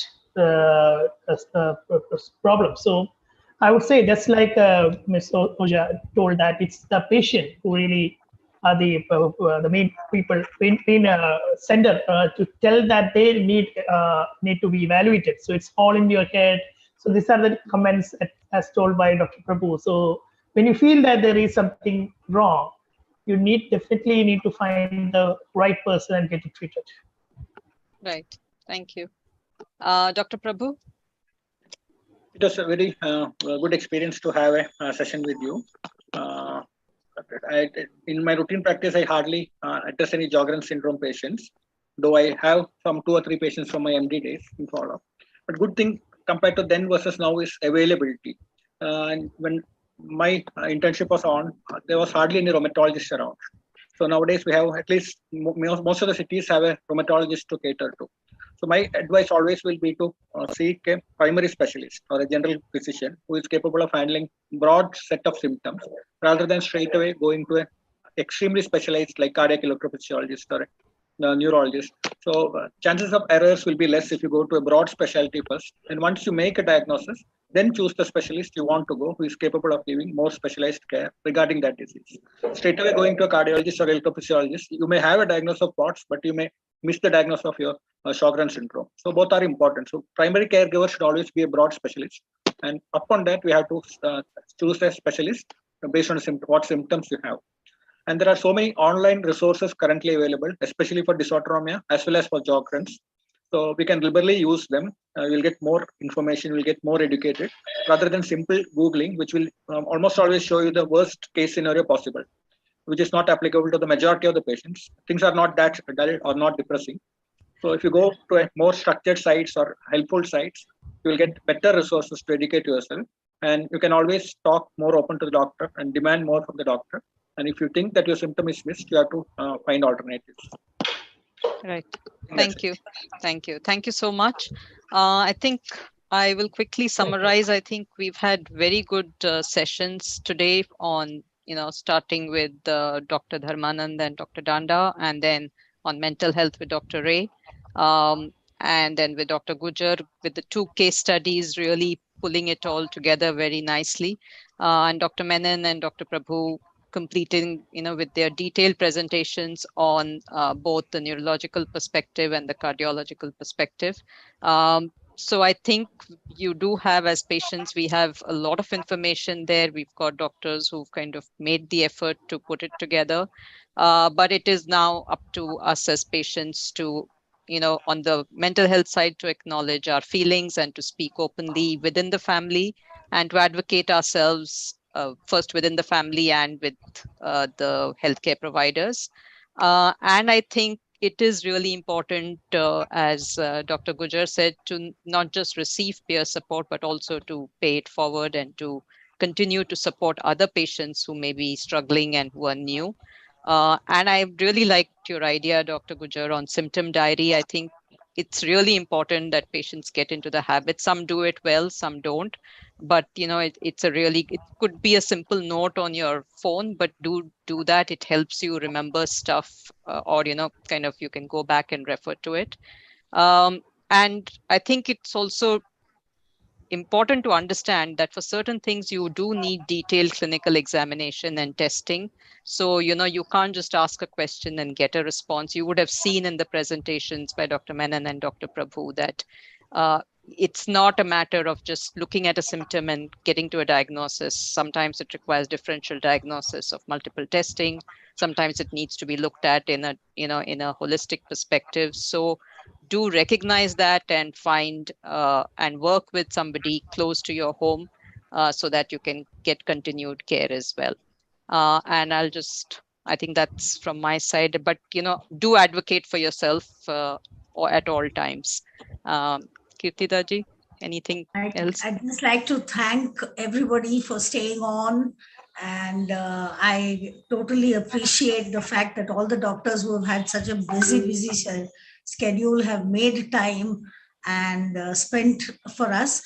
As a patient, I know a lot of patients have written in to say that they're either not well or something. So even if a lot of people didn't join live, I'm sure a lot of patients are going to go back and listen to the recordings and things. So our outreach will be much higher. We have also had some viewership on the social media platforms.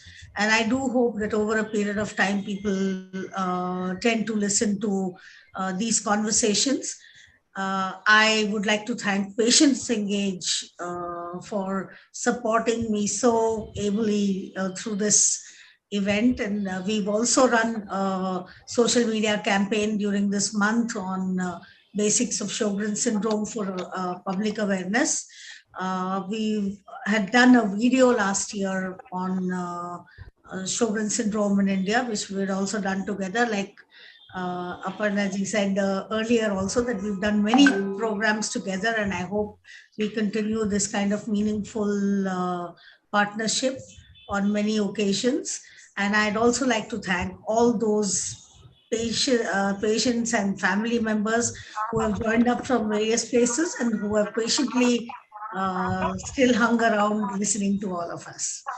So with that, I thank you all and have a good evening. And I really hope we can do this again sometime with more people joining in and having a discussion which is meaningful to all. Thank you so much. Thank you. Thank you.